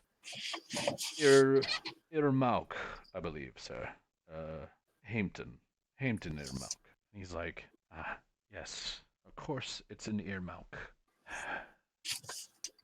All right, so, cave scorpions, wounded workers, company store. There's more to it. I could sense a bit of hesitation, so what more is there? The cave scorpions were sort of the least of the problem. The workers had bridged into a wall that shouldn't have been broken. And a wall of the mine, or a wall of a... And he sort of looks at Sharut and looks back and says, a ruin. Not my ruin, but a ruin, yes. the tunnel that they exposed, it released a small group of chrismals, which is where the exploding stone came from. They'd been eating really all kinds of metals and other goods, but were defending what they believed was their territory, rightly so, aggressively, which resulted in injuries and deaths. And moreover, there's what we believe to be a gate to Lamania, not a manifest zone, but a proper gate, surrounded by a tribe of myconids, of fungus people. I'm sorry, fungus people. Yes, mushrooms. Sentient mushrooms. Is this somehow related to the creature like the one that runs the Eldine, the large tree? I suppose in a mechanical sense, to some degree, they are plants to that effect, yes, but not as, I don't mean to be dismissive, they're not as long-lived or as far-sighted as the tree entity that currently rules the Reach. So there are more primitive people, but they should be respected nonetheless. And it would be wrong of us to seek to use this manifest zone to our own ends, and thus displace them. Correct. That said, there is a balance that I believe can be maintained. And I do have connections to druids who, unlike the gatekeeper here in town, may be more inclined to seek benefit to both parties. If you're inclined, I can send a message to some of my counterparts in the Reach.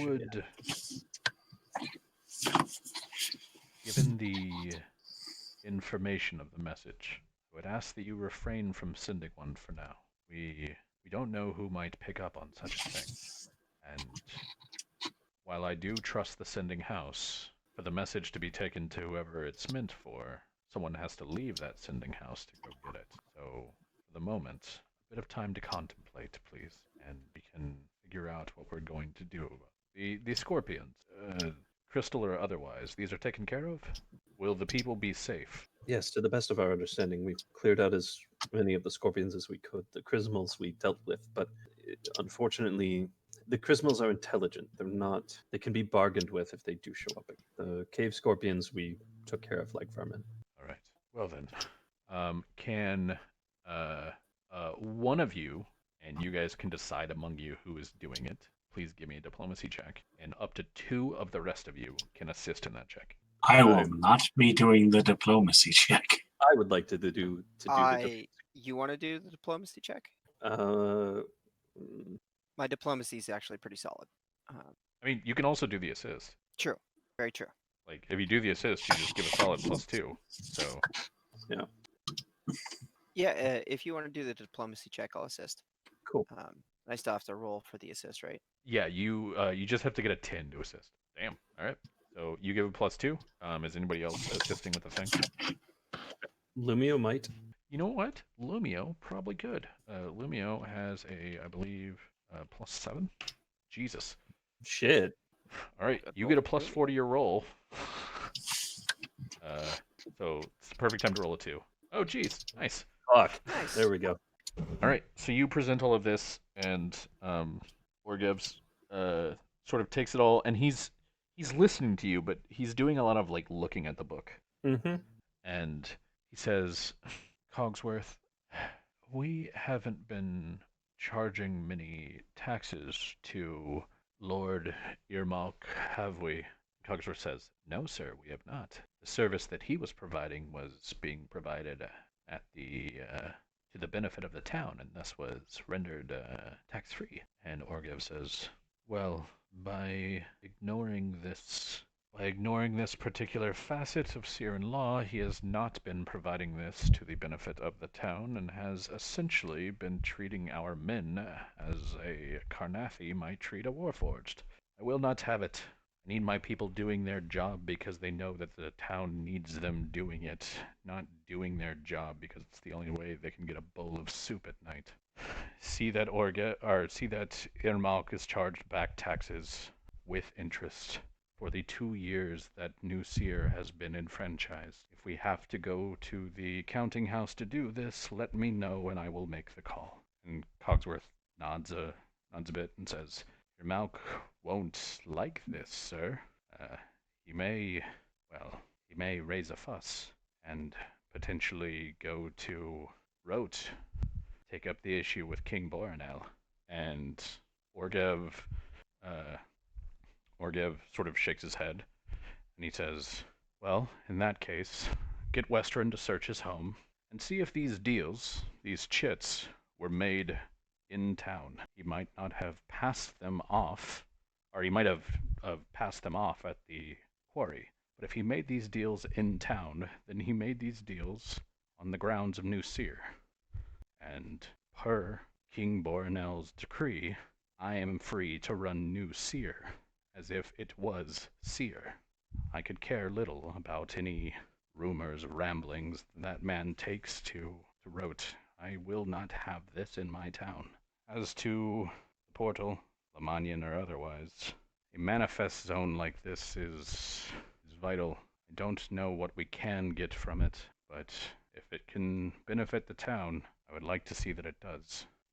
However, there is a hitch here, and one that I'm ashamed to admit that I didn't quite see coming. Technically, and he kind of like closes the book, says technically, the quarry lies outside of the bounds of the land that I was granted. Technically. However, that is land that I can buy. It is land that I could see granted to the town. But such a deal must happen in person, and just now I cannot leave. I don't want to send this over Sending Stone and get one of our ambassadors on it, because they would question it, others might look into it, and any who had claimed the mine would be able to send a representative.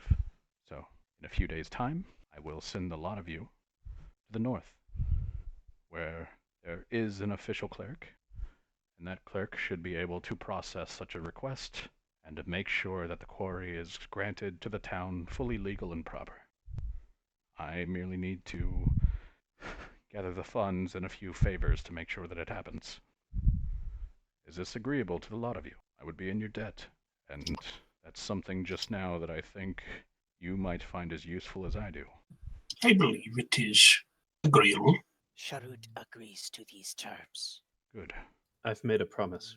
I told the overseer at the mine that he and his men would be looked after, and that I would do my best to find recompense for the ills that they'd suffered. Good. You can discharge my favor, my debt, by taking care of them. Consider it done.